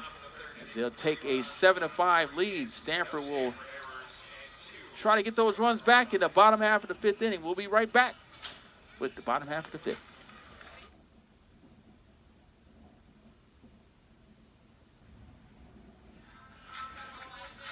Bottom of the 5th inning, Stanford finds himself trailing by 2, but they'll face a new pitcher as well as Caden Campbell will take over. Yeah, Campbell comes in, a left-hander. So far, he's taken his game to new levels. Transferred from Louisville prior to this year, 2.25 ERA. This is his 10th appearance of the season. So far, he struck out 12 to only 2 walks. And he faces Campbell and Sasaki, back-to-back lefties, to start this inning. First pitch is called strike 1. And then we'll close out the book for Stanford's starting pitcher as well. Yeah, both McKee and for Joey Volchko, their lines closed. The righty for Georgia Tech through 4 innings, 5 runs, 3 earned, 4 strikeouts, 2 walks. And on 77 pitches. 1-1 to McDonald. And for Stanford starter, Joey Volchko, 4 1/3 innings pitched, 7 runs, 6 earned on 6 hits, 3 walks, same number of strikeouts. 1 ball and 1 strike. 2 balls and a strike to McDonald.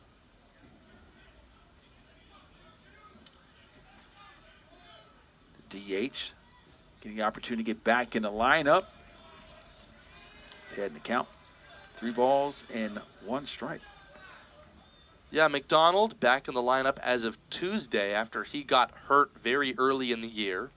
Happy to have his tenacity and contact hitting ability back in the lineup. Never gives an at-bat away. Pitch is taken on the outside. Count now is full. One of the things I spoke about is that coming into this contest, Yellow Jackets averaged 9.2 runs per game, so they're almost at their average. A few more innings to go. That'll be a strike 3.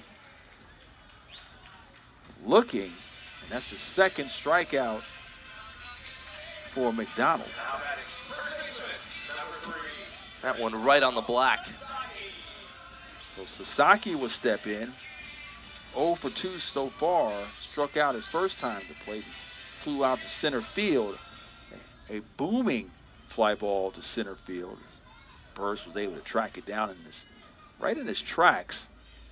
Sasaki looking to get on track with a base hit here. Get Stanford back up and going again. And first pitch swinging, lines it in the right center field. That'll be his first hit of the game.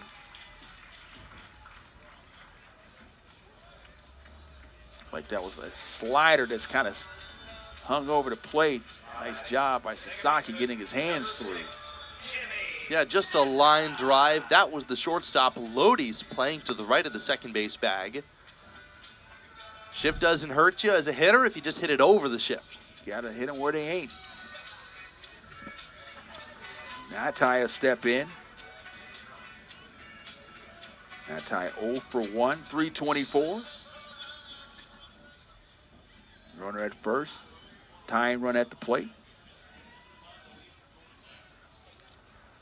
Gets the lefty Campbell. Which is taken for a strike in the outside corner. One of the reasons why Nada has been so effective over the past week or so is that he's been very selective. Really honed in on his pitch. Pitch is down.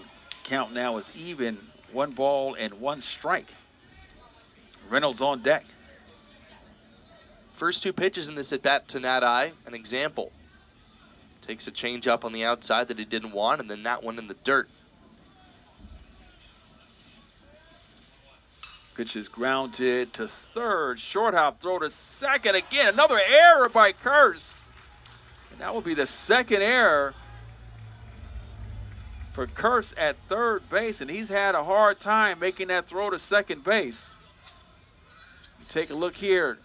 Came in on the short hop and just has not been able to make that throw to second base. Right here you see it. kind of rushed it again, threw it to the inside of the bag.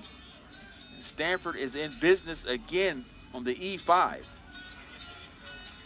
Yeah, Stanford have needed some breaks. And right there they have one possible. Tying run now on base. One area as a coach, as a skipper, you always tell you guys just play catch. You don't want to give teams extra outs. There's 27 outs in the game. You don't want to give them extra outs. Now Stanford has 29 outs. See if they can convert here. Make the Yellow Jackets pay.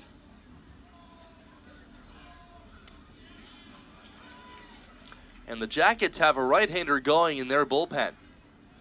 Third left-hander to come up against Campbell. Have to see how aggressive Danny Hall is playing things with Sam on deck.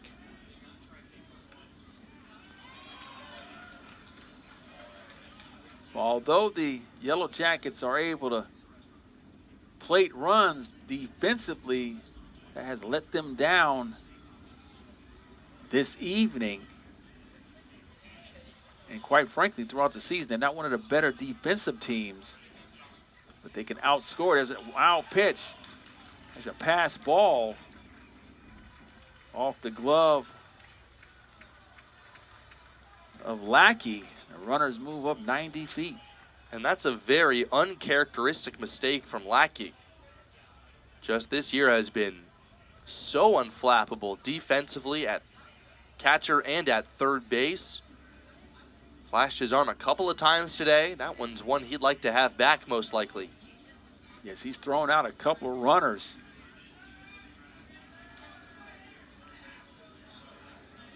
Now Stanford has a chance to level this game again.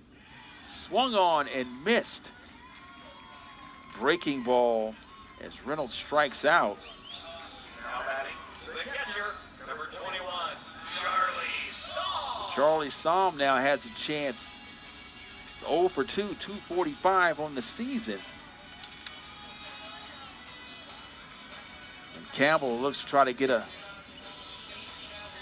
Houdini act to get out of this inning, but it looks as though he may not get a chance to face Charlie Saul as the call has been made to the bullpen. We'll let you know who Georgia Tech is bringing in. We'll be right back with all that information right after this.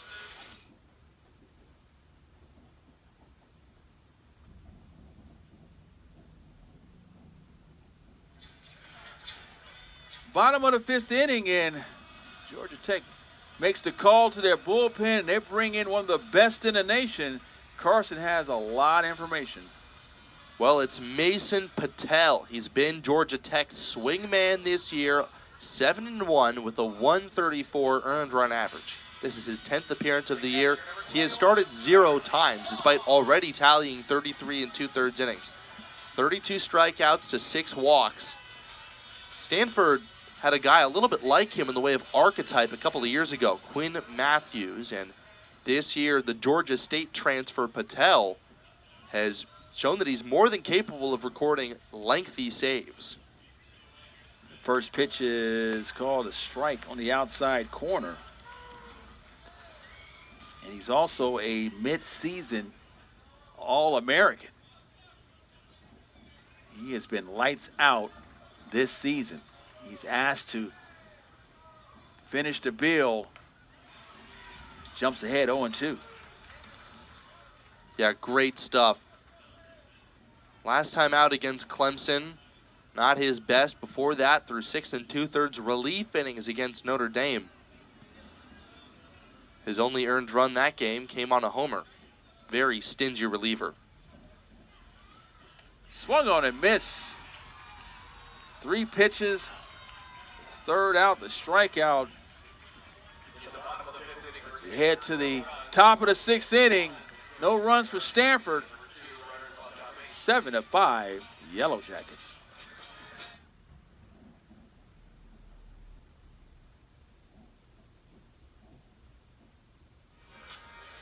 Top of the 6th inning, Stanford finds themselves trailing 7-5, and let's close the book on Caden Campbell for the Georgia Tech Yellow Jackets. For Campbell, the left-hander, threw 2/3 of an inning, punching out both of his outs, allowing a run, or rather allowing hits, no runs allowed, no walks. And the second runner reached by way of an error. So only one hitter charged to his walks and hits per innings pitched. 9-1-2 for the Jackets. The 7-5 lead, the top of the 6th inning. 3 runs in that top of the 5th to take the lead. The trailing by 1.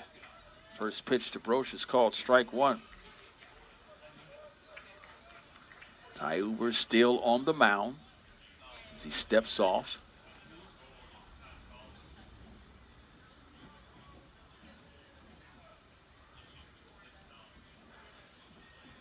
So Uber just steps off the mound. No foul. 0-1 to Brochus. Brochus 0 for 2. Fielder's choice in the second came around the score and fly it out to right field in the 4th. Pitch is down.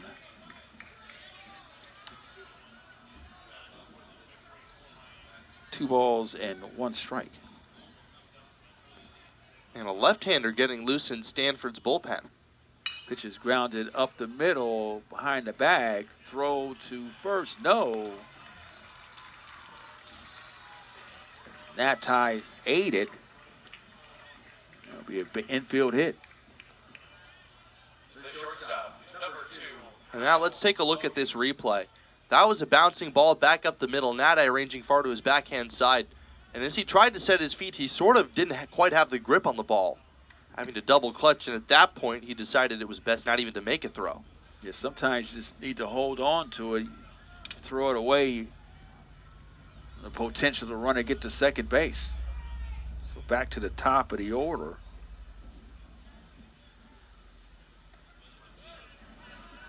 Called a strike. 0-1. Lodi's has had an outstanding game. 2 for 2, came around to score in the 5th inning. Double in the 2nd. And that double was his 16th on the season, tying Burris with 16. So between those two, they have 32 doubles. Top of the order. Pitch is called a strike. Yeah, and it's none too surprising how explosive Georgia Tech's offense has been, that they lead the nation as a team in 2-baggers. Tons of gap-to-gap pop. 1 ball, 2 strikes. Runner takes off, hit and run. Fouled down the right field line. Some action on the bases. Yeah, Lodi's chasing that one off the plate. Really heavily suggests that it was required that he swing at a pitch. It's a big hole. Second base.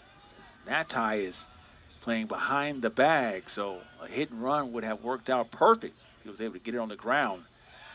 Tries to go that way again. Strikes out. So nice idea, was not able to execute. Yeah, Huber, if you get him to chase one off the plate, see if he'll go even further. And in that case, the answer was a resounding yes from Lodi. It's the first time he's been retired today. Burris will step in. He's 1 for 3. Came around to score in the 5th as well. Again, hole at second base. There's this Stanford's entire infield outside of Sasaki is playing on the left side. Burris could just poke it to second base. You have runners at first and third. Pitch is down. That time, Ned, I thought about a backdoor there. Did not get a grip on the ball, though.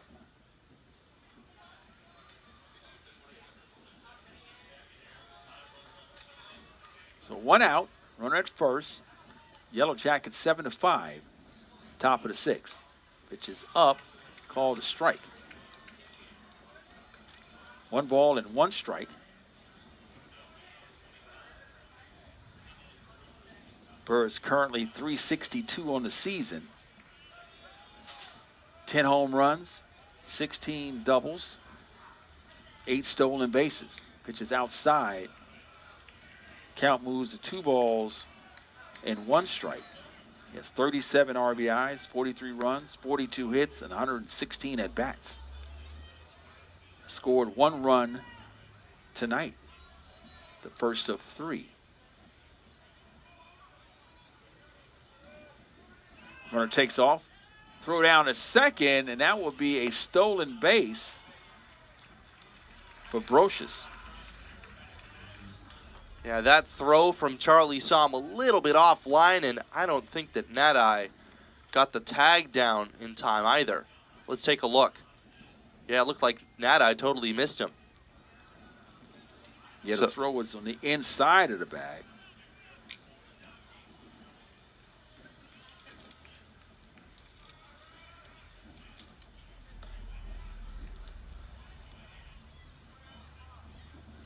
And let's see. So they are calling automatic ball 4 on Huber. That pitch missed low anyway. But they call him for a pitch clock violation. So runners now at first and second, and there will be a conversation on the mound. And we may be in store for another pitching change. And there's a call down to the bullpen. So we'll let you know who's coming in for Stanford. Stanford trails 7-5.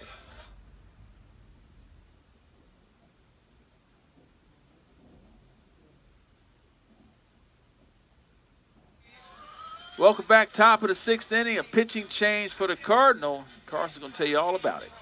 Sam Garwald comes in, a left-hander, one of the only lefties used frequently in the Cardinal bullpen this year.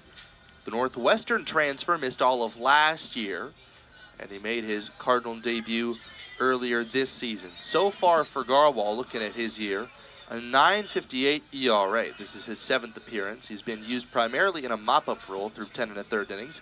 He's allowed 11 earned runs, 14 strikeouts to only 7 walks. He's a guy who comes right over the top, utilizing primarily a fastball, changeup combination, but will mix in a breaking ball every now and then. Likely bringing him in to face Caleb Daniel. Action still, well, not much action in the bullpen after him. A couple of relievers seated down the right field line. So Garwald will do his best to get out of this inning and minimize further damage. And he'll face the left-handed hitting Caleb Daniels. Daniels is 0 for 3.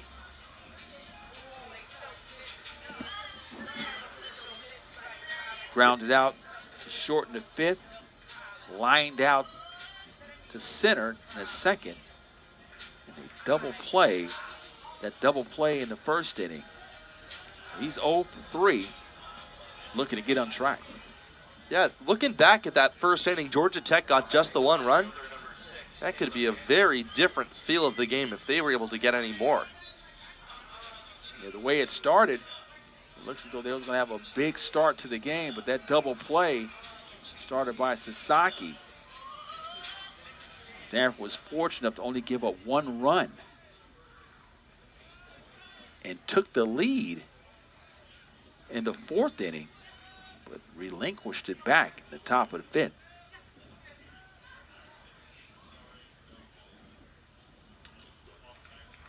Georgia Tech now the number 25th ranked team in the country, trying to tack on a couple more. Runners at first and second. Brocious at second. Burris at first. The first pitch is called a strike. Grewal jumps ahead. Yeah, Garwal really likes that circle change. You can see him bring that together in his glove. Pitches in the dirt, blocked by Som. Som's been doing a lot of work back there. First with Volchko, then with Huber missing a lot in the dirt.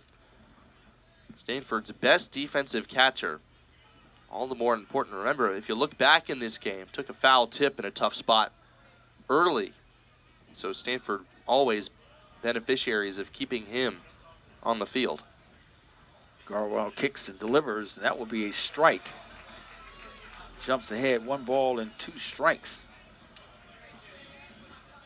Garwell is looking, if he can get a double play to get out of this inning, would be huge for the Cardinal.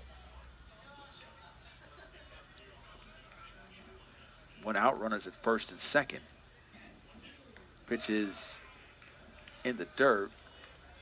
Count levels at 2-2.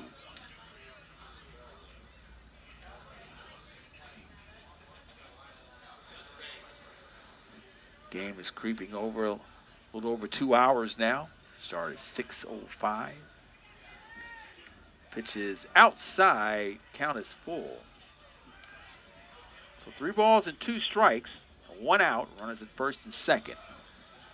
7-8-2 for the Yellow Jackets. 5-7-1 for the Cardinal.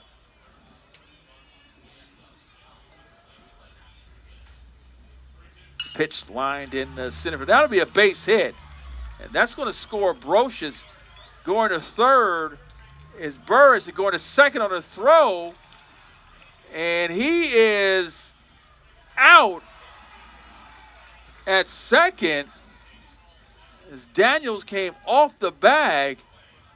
But he'll drive in 1, and they're going to talk about this. There's the base hit in the center field. That's going to score easily Brocious to throw to third. Burris goes. Haskins, great job of throwing it back and came off the bag. And you could see that on that play, Daniel was motioning at Becerra, the shortstop who applied the tag, that he had pushed him off the base. I don't know if that itself is something that is easily overturned. Looking at the replay, you can see that he clearly came off the bag. And now, yes, no call for a review. Daniel is set down. No hustle double there. So that's a great job by Haskins to throw behind, and Becerra was there to make the tag for the second out in the inning, but not before a run was scored. Brocious was able to score, and Burris goes to third, but now you have a runner at third with 2 outs. And Hernandez, he'll step in. And Hernandez is 1 for 2. With an RBI, first pitch swinging, fouls it over the screen. So heads up play by Haskins to throw behind the runner to get the second out. Stanford has a chance to get out of this inning, giving up only 1. Pitch is outside. There's Sam again saving another run. Sometimes what makes a pitcher so nasty can make them hard to catch, especially with a guy like Garwell. Looking at his season so far, sometimes having trouble finding the zone. Pitch is outside, just off the plate.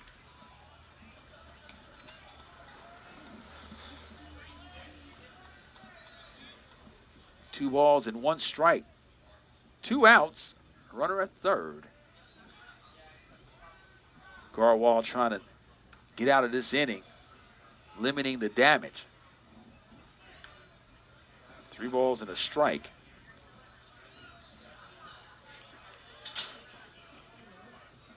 On deck is Curse. He's 0 for 3 with a couple of throwing errors. Pitch is called strike 2. That's the second time that you do not show up an umpire. Now it's a quick U-turn. There's a conversation happening between the home plate umpire and the bench of the Yellow Jackets. So full count, runner at third, 2 outs. Pitch is fouled over the screen. So Carson, I'm sure they should take notice. You can just wait for the umpire to make the final call, because once you step over the plate, he's going to quick U-turn, give you the hook to get back in the box. Swung on and missed.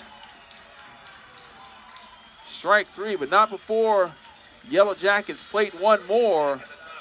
As we head to the bottom half of the 6th inning, Stanford trails by 3, 8-5.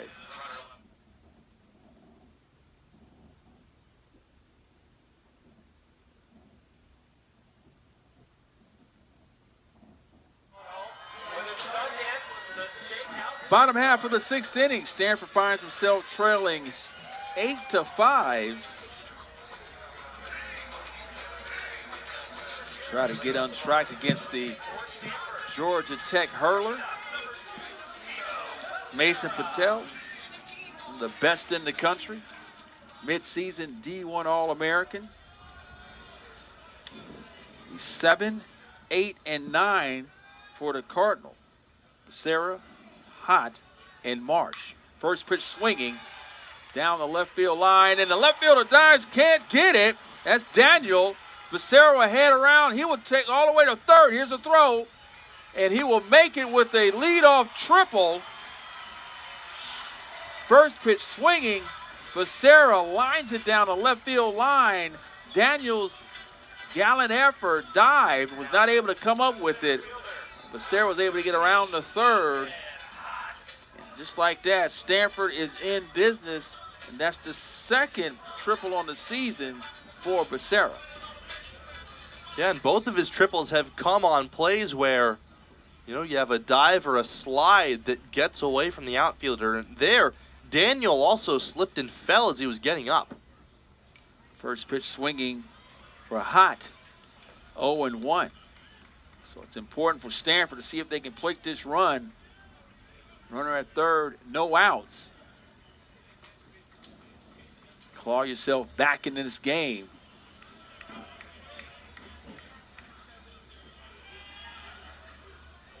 Here's the pitch, swung on and missed.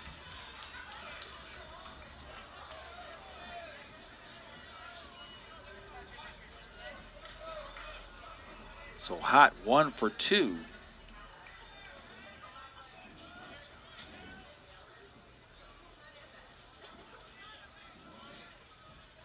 Down in the count. Patel kicks and delivers. Outside. 1 ball and 2 strikes to Hott. Stanford have plenty of opportunities if their goal this inning is to chip away. Man at third, nobody out. Opportunities to get him home without recording a hit. Pitch is outside, just off the plate. Count now is level at 2-2.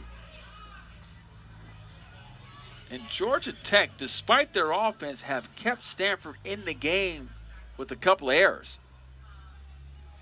Stanford with the big inning in the 4th as they played at 4. Swung on and missed. That's the second strikeout for Patel since entering the game. The left fielder, number 4, Tatum Marsh. Tatum Marsh will step in. Marsh has had an intriguing evening. 2 for 2. Bottom of the order, has a chance to turn the lineup over. But most importantly, has a chance to get that run home from third. First pitch is outside, called strike 1. Yeah, Georgia Tech with a 3-run lead, willing to trade the run for an out. Infield playing back behind Patel. Pitch is outside, backhanded. 1 ball and 1 strike. Lackey with the backhand. One of the easiest plays Lackey had was the wild pitch. Actually, pass ball run right off his glove. Outside of that, he's been outstanding behind the plate. Threw out a couple runners as well. Home run. Swung on and fouled. Strike 2. His DNA has been all over this game so far. The only home run of the evening. That was a shot. Left center field.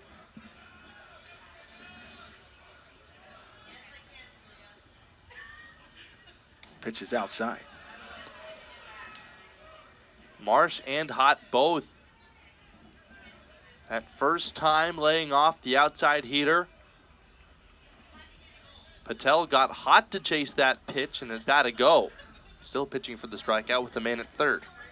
2 balls and 2 strikes. Low. Counts now full. There's that low changeup. Patel, a righty, and Stanford's longtime swingman, left-hander Quinn Matthews, throwing from opposite sides, but that changeup, in addition to being a swingman, can probably go in the duration of this game if Georgia Tech has their way. Which is lined in the right field. Brocious gets back, but that should score the run from third. Indeed, it does for the sacrifice. And Becerra, who led off with a triple, he'll score. The sacrifice by Marsh. That's the third sacrifice fly of the game for Stanford. And they've all gone to the right fielder, Parker Brocious. Yeah, Haskin, I mentioned that's a good point. Haskin has 2 in back-to-back at-bats in the 3rd and 4th innings.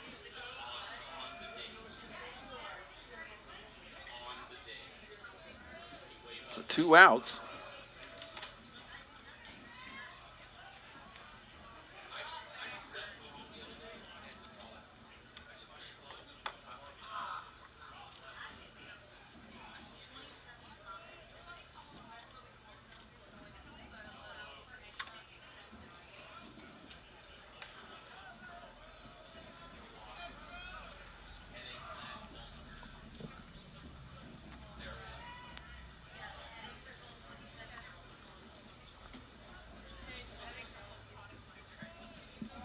So here's the pitch, lined in the left field. That'll be a base hit.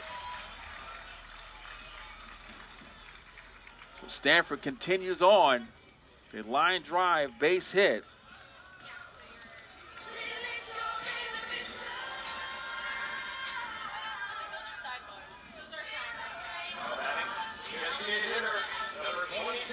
So Haskins delivered with a base hit. And McDonald, he'll step in.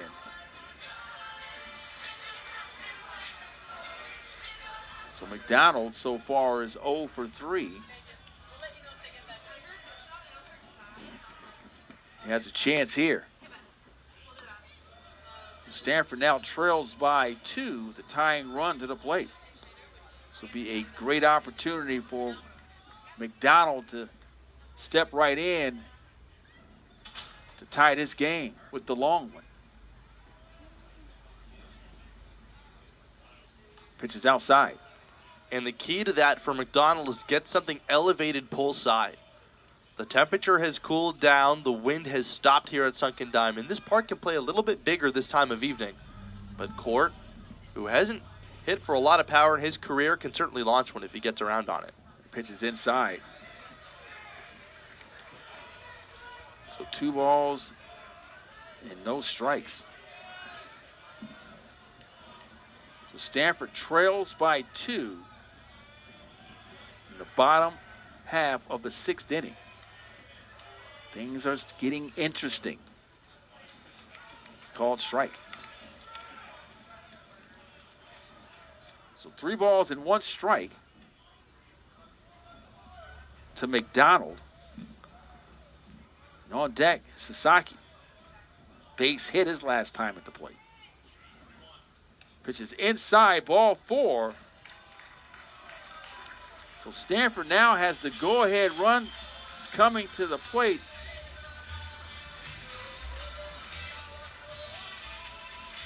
And it will be Sasaki, who had a line drive base hit his last time at the plate. And you're just waiting for him to get another swing of the bat and launch another one. His home runs this year have come in bunches. And once he can make that adjustment, as here comes the Georgia Tech pitching coach out to have a word with Patel. This is an All-American, a midseason All-American facing a possible future All-American. I'm sure they're just going to talk strategy here. You're not going to pull out your ace in this situation. So possibly they're going to start Sasaki off probably with a slider, something low and away to see if they can get him to roll over the top of one. Sasaki needs to be patient at the plate and look for a pitch he can drive, stay inside the zone. This situation here, you take a good look at Patel, see what he's throwing at the plate. But I would imagine, Carson, that Patel's going to start him off with something soft. Slider down, his back leg slider. Something along those lines. You don't want to throw a fastball because that's what he wants to see. And if he can get a fastball, it could be something big for the Cardinal. And we're going to see how Georgia Tech schemes up things defensively. The third baseman, Curse, is playing roughly halfway between second and third. The third baseman, Curse. In shallow right field, Hernandez is playing where he normally does. But if Sasaki gets something down and away, he may just try to steer it through the 5-6 hole.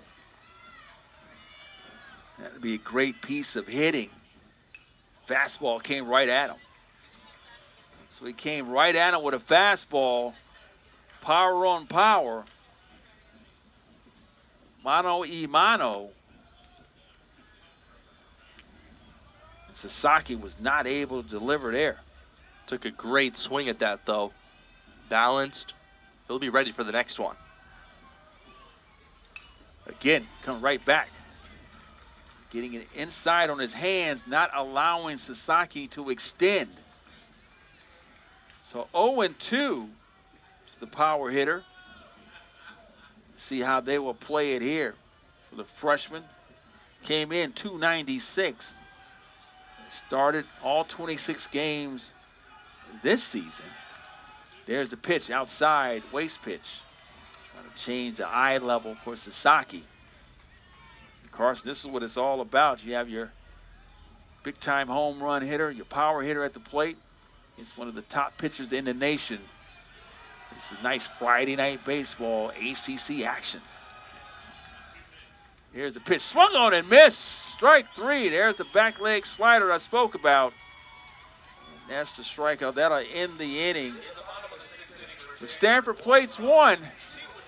As we head to the top of the seventh, Stanford down 8-6.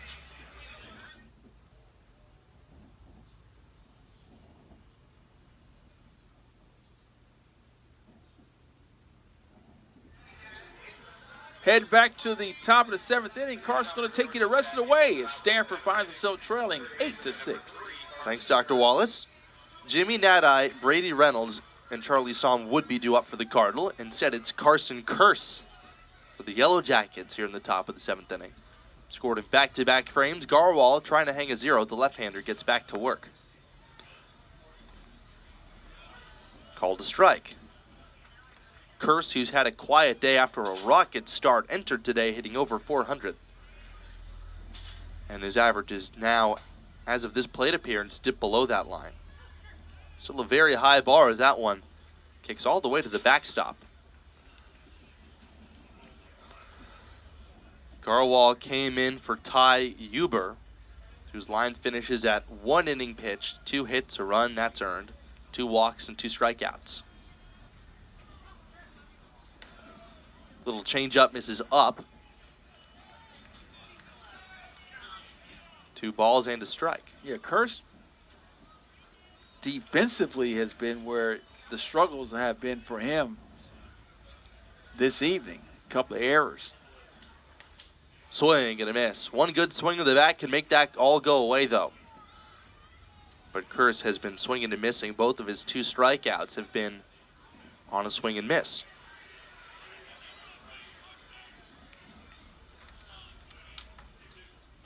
Swing and a miss.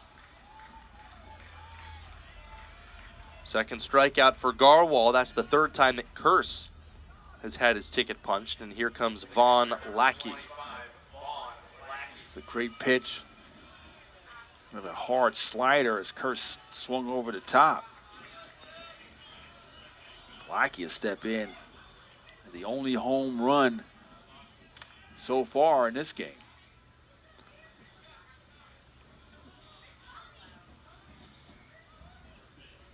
Lackey takes a strike on the inside corner. Vaughn Lackey drove in a run with the solo shot back in the second, and he's taken away what amounts to probably 1 or 2 runs with his defense. There was a play early in the game, a ball so far low and outside that when that ball hit the dirt, the base runner at first just went almost instinctively, but miraculously Lackey picked it out and made a throw that beat the runner by a couple of steps at second. Yeah, that was a great play by Lackey. Didn't panic. The runner took off. Secondary lead assumed that Lackey was not going to be able to throw down. You know what they say when you assume. Lackey was able to make a strong throw, as you mentioned. Threw the runner out by a couple of steps. He's been swinging a pretty good bat recently, too. Here it comes. And a big swing and a miss. So Garwal even in the count against the Yellow Jackets catcher.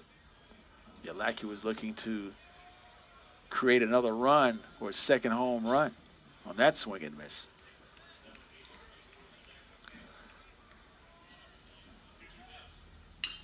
That one's lined to right center. Base hit. Lackey runs well. He's heading for 2. Hot's throw. Too late.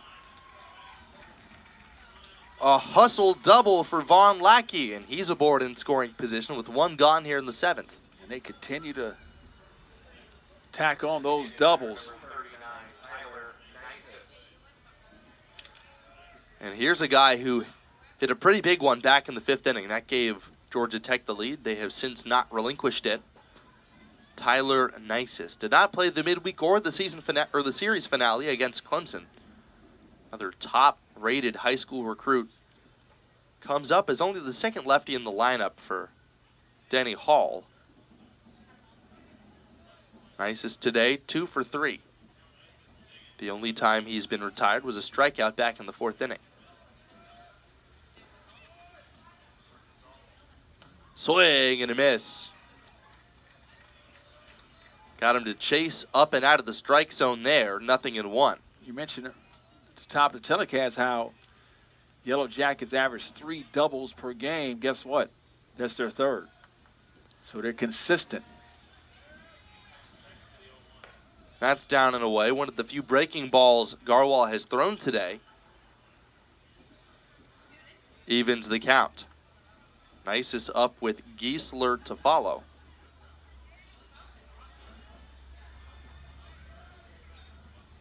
Left on left. And a called strike, bottom of the zone. That was Garwal's fastball. 1 ball and 2 strikes. Trying to keep Lackey right where he is at second.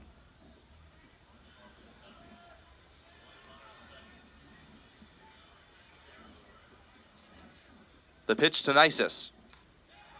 Foul tipped into the glove of Psalm, strike 3. That's the 3rd punch out for Garwal. And now there are 2 gone in the 7th. Giesler still trying to drive home that run after the 1-out double. It's important for Garwal to get this runner out to keep the damage down in regards to 2 runs for the Cardinal. Considering they are the home team, they'll have a last opportunity if they can keep it to 2. Giesler takes a strike on the inside corner. These are the kinds of at-bats that mean so much to the team. And Giesler, one of the team's leaders. Quiet day today, walked and scored a run back in the 2nd, has not reached base otherwise. He swings and misses, and it's 0-2. Now Garwal just filling up the zone. And a chance to punch out the side here in the 7th. Stanford with the heart of the order coming up, looking to gather some momentum. Here it comes. Up and away. Could not get Giesler to chase. And it's a ball and 2 strikes.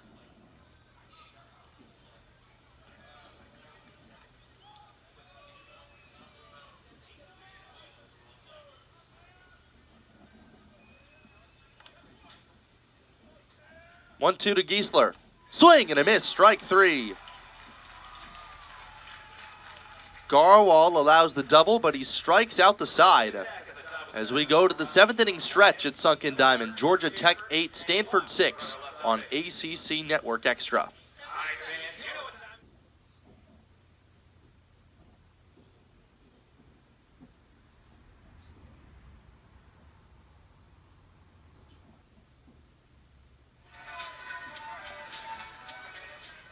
Last of the 7th inning, 8-6 Georgia Tech. Jimmy Nada leads things off against the midseason All-American Mason Patel. Here he bounces at the first pitch foul. Nada, Reynolds, and Somm. 18 home runs between the three. There are the ones due up. Overshift on against Nada. Actually, Hernandez is playing just to the right of second. There's a breaking ball on the outside corner. 0-2 to the Cardinal second baseman. Nada, as we mentioned earlier, a very strong weekend at Virginia despite Stanford not finding success as a team. Strike 3 call. That's the 4th strikeout for Patel. And the first he's gotten looking. Now here's Brady Reynolds. 1 gone here in the 7th. Reynolds singled twice and scored a run back in the 4th. Stanford, if the results hold in this game and they drop the series opener, that would mark the first time this year that they've scored 4 runs or more in an inning and then gone on to lose the game. 0-1 the count to Reynolds. And you mentioned that they're facing one of the top offensive teams in the country who's pretty much kept Stanford in the game with a couple of errors. Check swing. Chris Booker says no swing on appeal.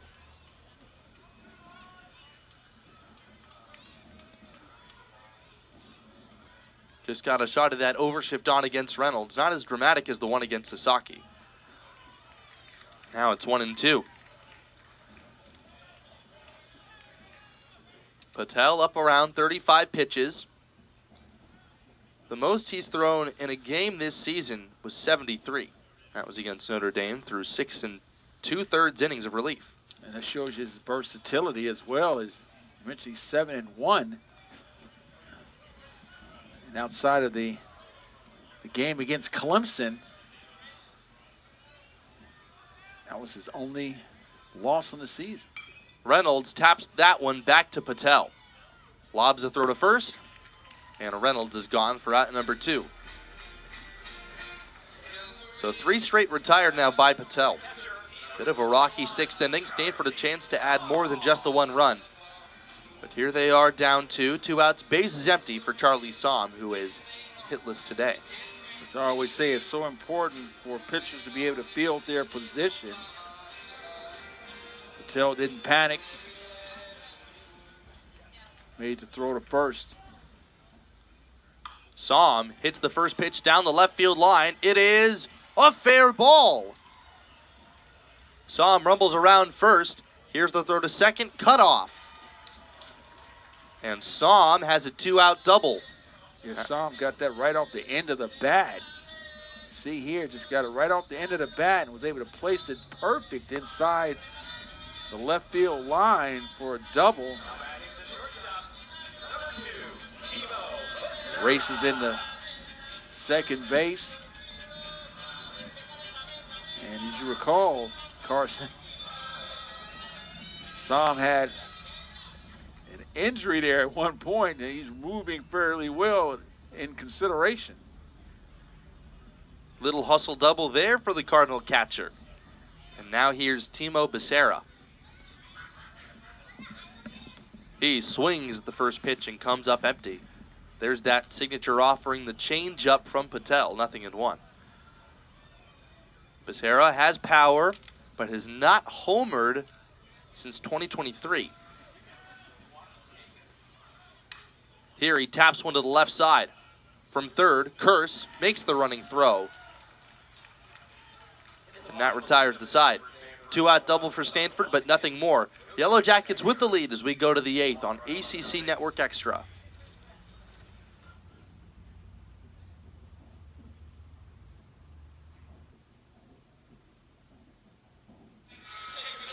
New pitcher for the Stanford Cardinal here in the 8th. Georgia Tech 8, Stanford 6.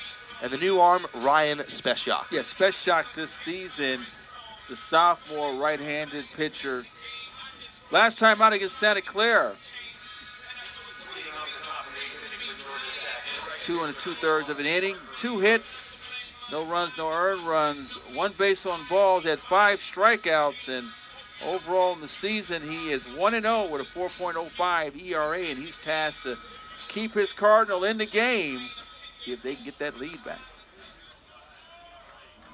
Speciak, a guy who gets whiffs in bunches, faces Brosius to start things off. Parker Brosius on the top of the order. Fastball in tight. Speciak, so important for him to prevent the leadoff man from reaching. Every time Georgia Tech has put up a run or more in an inning, it's been because they've got the leadoff man on. There's a changeup for a strike, 1-1. And as you recall, the 2 times that Stanford was able to get unstruck, they got their leadoff man on. So it's something about that leadoff man coming around to score. Breaking ball gets the low strike call, 1-2. Brosius today has singled, stolen a bag, and scored. That was a couple of frames ago.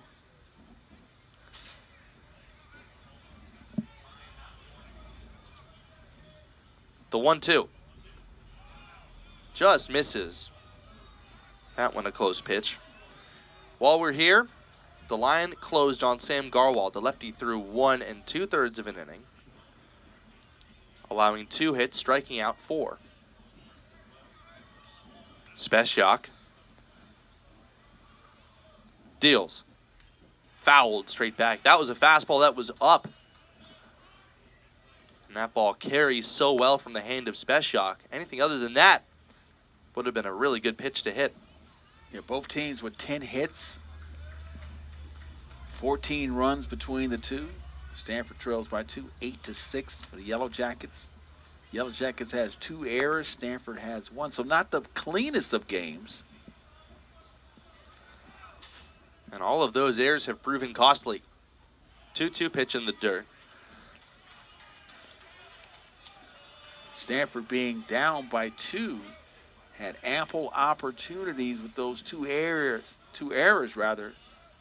He took advantage, but not to the tune of with the lead. But the Yellow Jackets was able to have a couple of big innings in the second. Bounce to third. Haskins makes a clean throw. 1 gone here in the 8th. So I was saying the Yellow Jackets had 3 in the second and 3 in the 5th.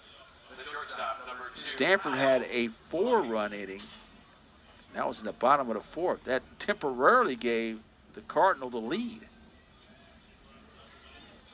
Stanford was not able to get a shutdown inning in the top half of the 5th. Here's Kyle Lodi, or rather, yes, Kyle Lodi's cousin Alex plays for Florida State.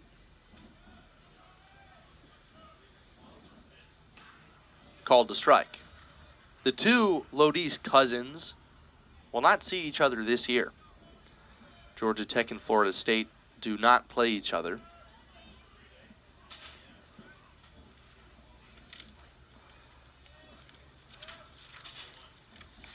That pitch misses wide.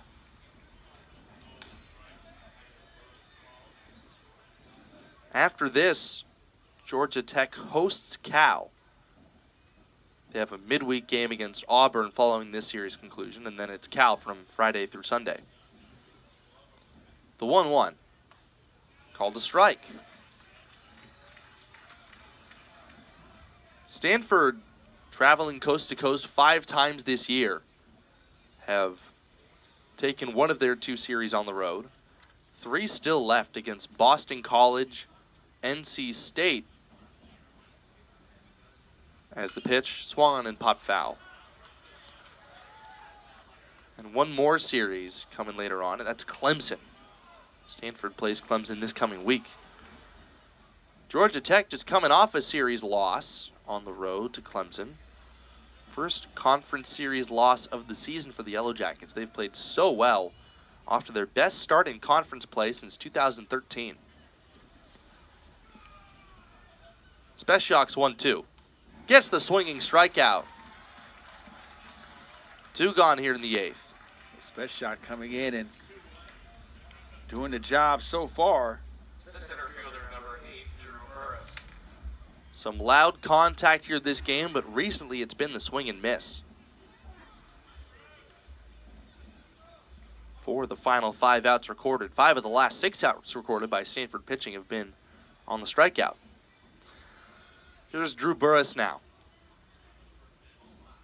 He starts ahead in the count on the ball in the dirt, 1-0.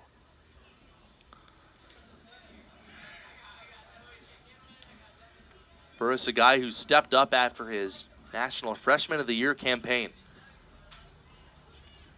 The one part of his game that he said he's focusing on is maximizing the use of his speed. Getting on, stealing bases. Here he cues one foul. And when you see a guy like that who lives and breathes baseball come back after such a strong first inning, still with the desire to improve, that really fuels a team. I would agree. Look up and down this lineup. We talked about how they are just an explosive juggernaut. The 8 runs here tonight. And this is after flying cross country. So we'll see how much that will come into play tomorrow, the 2 o'clock game.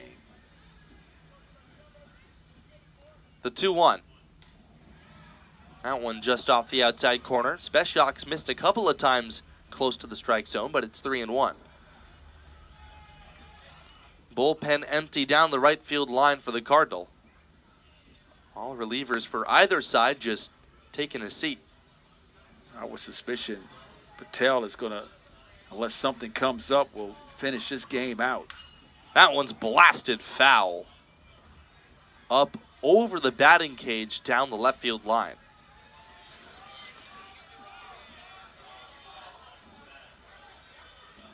So Special a chance to record his second strikeout. 20 combined amongst the two teams. 10 strikeouts per offense. The pitch. There's a pop-up. Up into the midnight sky. Haskins in foul ground over from third. He's got it. And that retires the side in order. Third time today that Georgia Tech has gone 1-2-3. So we go to the bottom of the 8th. Stanford sends their 8-9-1 hitters up against Mason Patel when we come back on ACC Network Extra.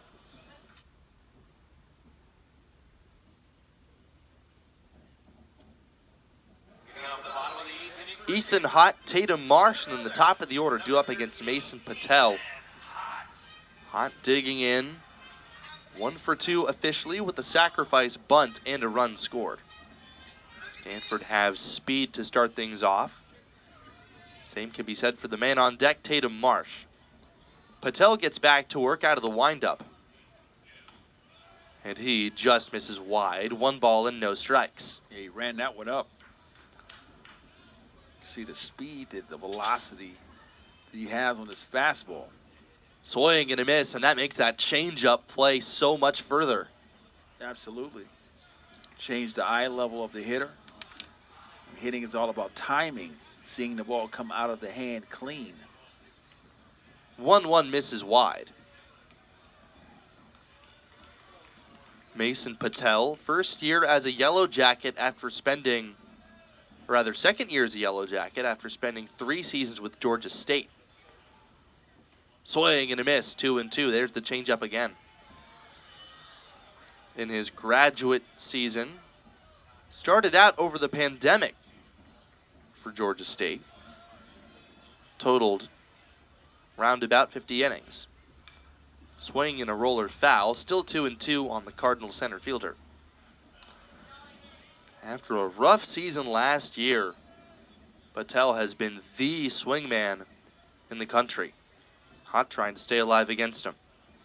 And he's asked to go the long haul for this potential win for the Yellow Jackets. So far, he's done a pretty good job. Does not get Hot to expand there. That fills the count. But it'll be interesting what happens tomorrow. This is definitely take him out of the rotation for tomorrow, possibly bringing him back on Sunday. Hot stays alive. Went after the changeup again and got a couple stitches. But that shows you, from the coaching perspective, you always want to get that first win the Friday night kind of sets the tone for the remainder of the weekend. Another payoff. Got him. And there's one gone here in the bottom of the 8th. That's the 5th strikeout for Patel. And he's only starting his 3rd complete inning. So here's Tatum Marsh. Patel does a great job of pitching on both sides of the plate, changing speeds, changing the eye level, and getting ahead. Doesn't get ahead there, missing low to Marsh, 1-0. Which is the most important piece. Marsh officially has not been set down today, though he's been caught stealing twice. That puts him 1 for 6 on the year for the freshman. Swinging a slow roller off of his leg. That rolled out all the way to Curse. And for a second there, it didn't quite look like Patel knew the ball was coming back to him on the throw. But it's a foul ball. 1 ball, 1 strike to count. Yes, Curse threw it in, and Patel was expecting the ball back from the home plate umpire, and Patel just turned and took it off the back. 1-1 misses high. If March reaches base, that brings up Haskins as the possible tying run. Stanford down 2 here in the bottom of the 8th. They have not scored since the 6th. Swinging a high fly ball, carrying toward foul ground. Brosius runs out of room. That's into the Cardinal bullpen. 2 balls, 2 strikes on Tatum Marsh. Stanford and Georgia different in a lot of ways, but one way in which they're similar, they recruit heavily from the local areas. Marsh out of San Jose, California, just about a half-hour drive from here. And he flies another one along the right field line. Brosius, again, not quite enough room. So Patel trying to nail down the victory here for the Yellow Jackets. Started off well with a 4-run lead, but Stanford came right back and took the lead in the bottom of the 5th inning, and Yellow Jackets came right back and scored. Marsh belts one in the air, high and deep to left center. Burris ranging after it. He tracks it down short of the warning track.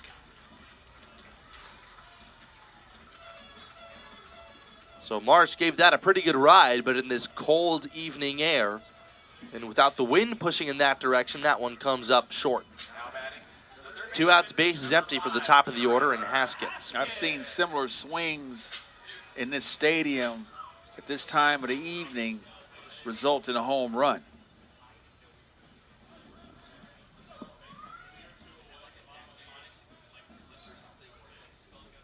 Swinging a ground ball into right field. Keeping it just fair down the line. Haskins has speed. He drops anchor at second. Brosius digs it out, and it's a 2-out double, bringing up the possible tying run in Court McDonald. Yeah, Haskins did a great job of inside-out swinging, staying inside the baseball, inside the first base line.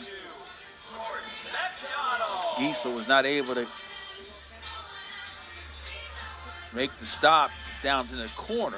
Roche did a great job of digging it out to holding Haskins to a double. Haskins did a great job because you never want to be the first and third out at third base. College baseball, the probability is slightly different, but goes true against an All-American pitcher. Called a strike in the outside corner to McDonald. I say that only because, on average, you get a few more wild pitches. But Patel, so far, has been anything but. McDonald trying to chip away at the 2-run deficit. Yeah, in that situation there, again, you don't want to be the first or third out at third base. So you know that Haskins can score on a base hit, and the outfield is going to play deep. So they're going to play no doubles. So anything in the outfield, he should be able to score with ease. Big swing, but a ball hit foul. Mentioning in his last at-bat, McDonald came up in a similar situation. If he gets something elevated pull side, definitely has the power to tie the game. And a 1-2 count against Patel. Potential All-American digs in. And he throws to McDonald. Fouled off. He fought that off. That came running in on his hands. Did a great job of staying alive. Talk about a guy like McDonald, a guy who loves to compete.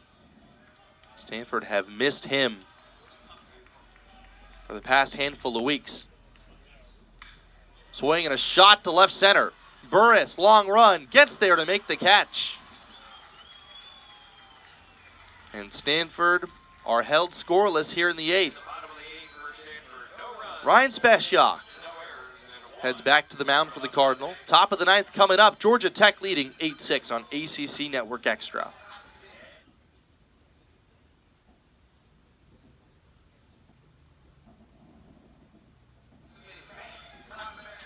Top of the 9th here at Sunken Diamond. It's Daniel, Hernandez, and Curse. 3, 4, 5 hitters due up against Ryan Speshak.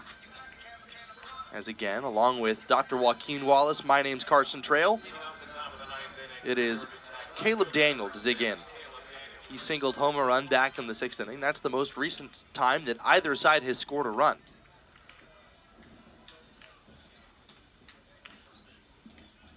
Freshman takes a strike, 0-1. It's important for the Cardinal to make sure that no runs are giving up in this top half of the 9th inning.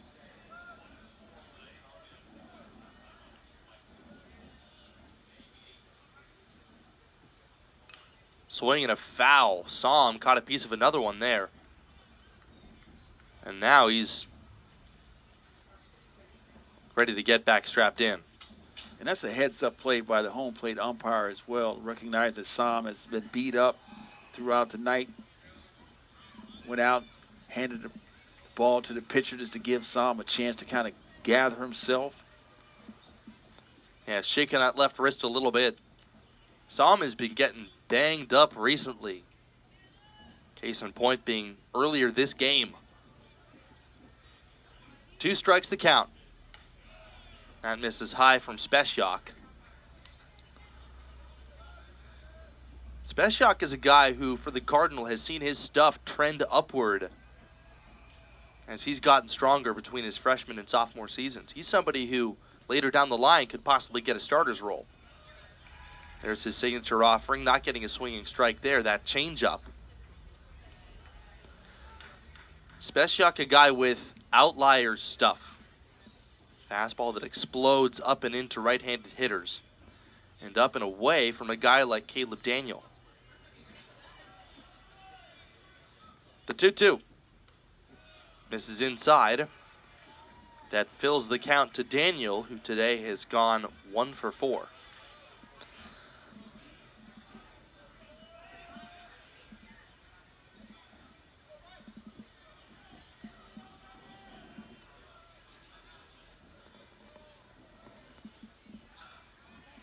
Here's the payoff.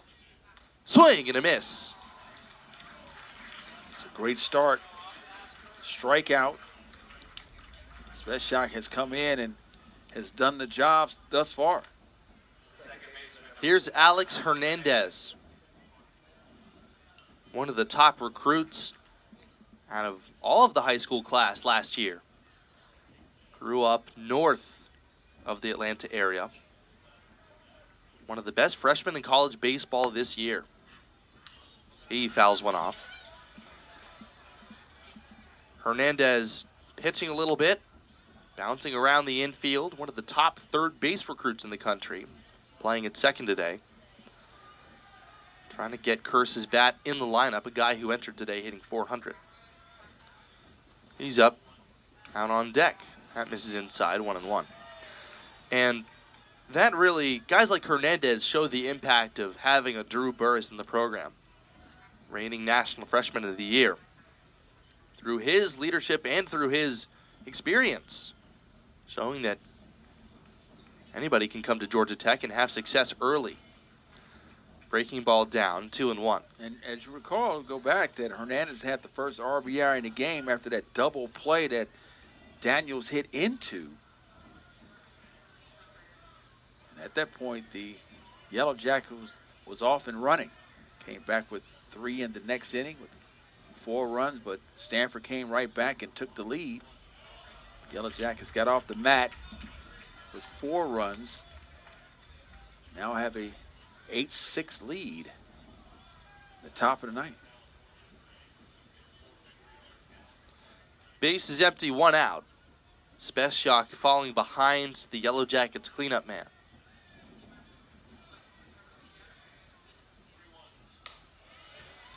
And now he's lost in ball 4. 6th walk allowed by Stanford pitching today. Handful of walks and a lot of strikeouts for both sides. 22 combined amongst the two teams. And that's interesting because they have 22 combined strikeouts, but they also have 14 runs and 21 hits. So it's a feast or famine type of night. Swing hard in case you hit it. Yeah, absolutely. There's only been 1 home run. That misses up and away to Curse. He's trying to get off the schneid. He's struck out 3 times in a 0-for-4 effort so far. Hernandez at first has not been thrown out trying to steal. Infield playing for 2 behind Speciak, who works from the stretch. He misses in tight.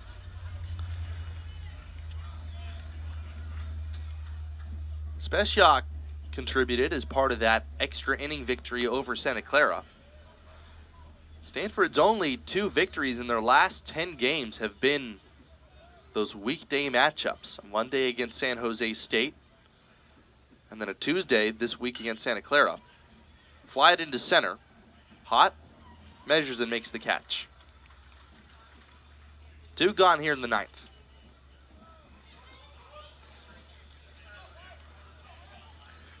So now here's Vaughn Lackey. He's taken 2 solid swings, a solo homer in the 2nd, and a double with the bases empty back in the 7th. And he's thrown out a couple runners as well, so he's had a productive evening thus far. 2 outs, Hernandez on first. Lackey facing Speciak right on right. And the pitch on the outside corner.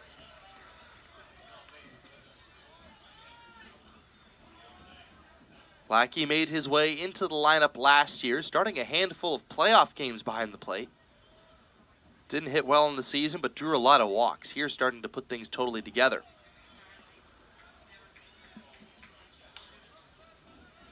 I'll tell you what, Carson, you can see the talent is there. Play behind the dish. He can play third base as well. He has a strong arm. No matter what position will he be targeted at. Called strike 2. That evens the count, or rather, a ball and 2 strikes.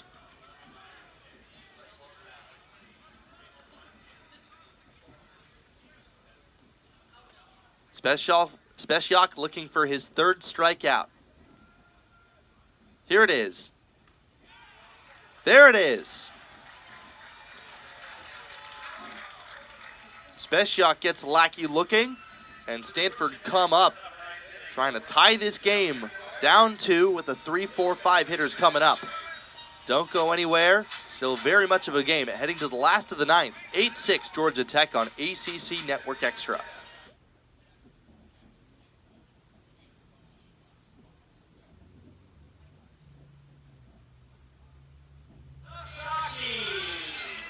Rentaro to Sasaki to lead things off here in the bottom of the 9th inning. Stanford trailing by a pair, as Sasaki's only goal is to get Jimmy Nadai up as the possible tying run.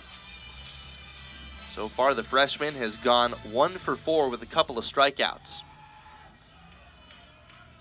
Big hold in the left side behind Mason Patel, as Sasaki takes a strike at the bottom of the zone. And this is a situation here that Sasaki can just try to push one down right at the third baseman. You have a huge hole, as you mentioned earlier. The 5-6 hole is available just to get on. Called a strike on the inside corner. If he hits a solo home run, you're still down by 1. You get on, then a home run, now it's even. Let's see if Sasaki shortens up here. And he steers one deep towards second base. A long throw. Got him. Hernandez playing halfway between the first baseman Giesler and Brosius in a deep overshift makes the play for the first out. And I'm sure Sasaki said they never had that type of shift in high school. They don't have that type of shift anywhere else. As you recall, in professional baseball, severe limitations were placed on those kinds of overshifts. And now here's Jimmy Nadai. Bases remain empty after the nice play by Hernandez. So the most important out was made by Patel. Pitch inside to Nadai. Nadai is scooted up toward the front of the right-handed batter's box. A little bit unusual, but trying to provide as little space as possible for that changeup to break. That one hit off the end of the bat. A long run, and it falls. Base hit. Nadai, a wide turnaround first.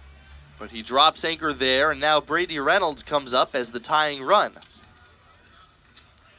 So right on the inside of the bat, Nadai was able to keep his hands inside, was able to deliver.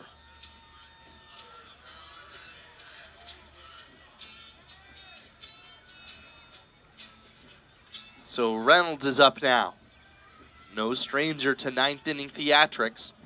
Hit a walk-off home run against Washington State last year. An opportunity to tie with one swing here. Stanford down 2. Patel's pitch. Misses low with the changeup.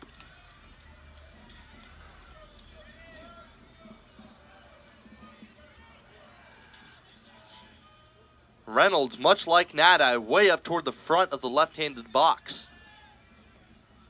Here's the 1-0. Check swing and a miss. That was a changeup that was up. But a very late swing decision from Reynolds evens the count. Yes, the purpose to try to take away the changeup, but then you have to be a little quicker on the fastball. Reynolds swings and misses. That time went with the curveball, and it's 1-2. Nice job of mixing up his pitches. This is a yeoman's effort for Patel. 64 pitches thrown since entering the game. And before his 68th, he steps off. 1-2. Infield in the shift, but playing at double play depth. Inside. Another spectacular effort from Lackey. Yeah, that was a huge play by Lackey because that keeps the double play still in force. That ball gets by him. Now you have a runner at second.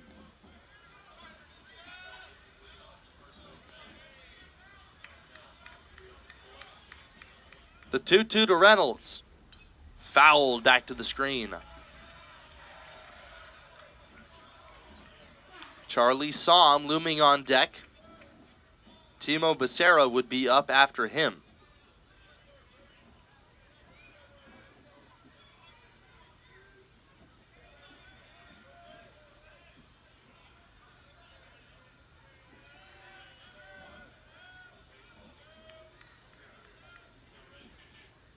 Swing, hard ground ball.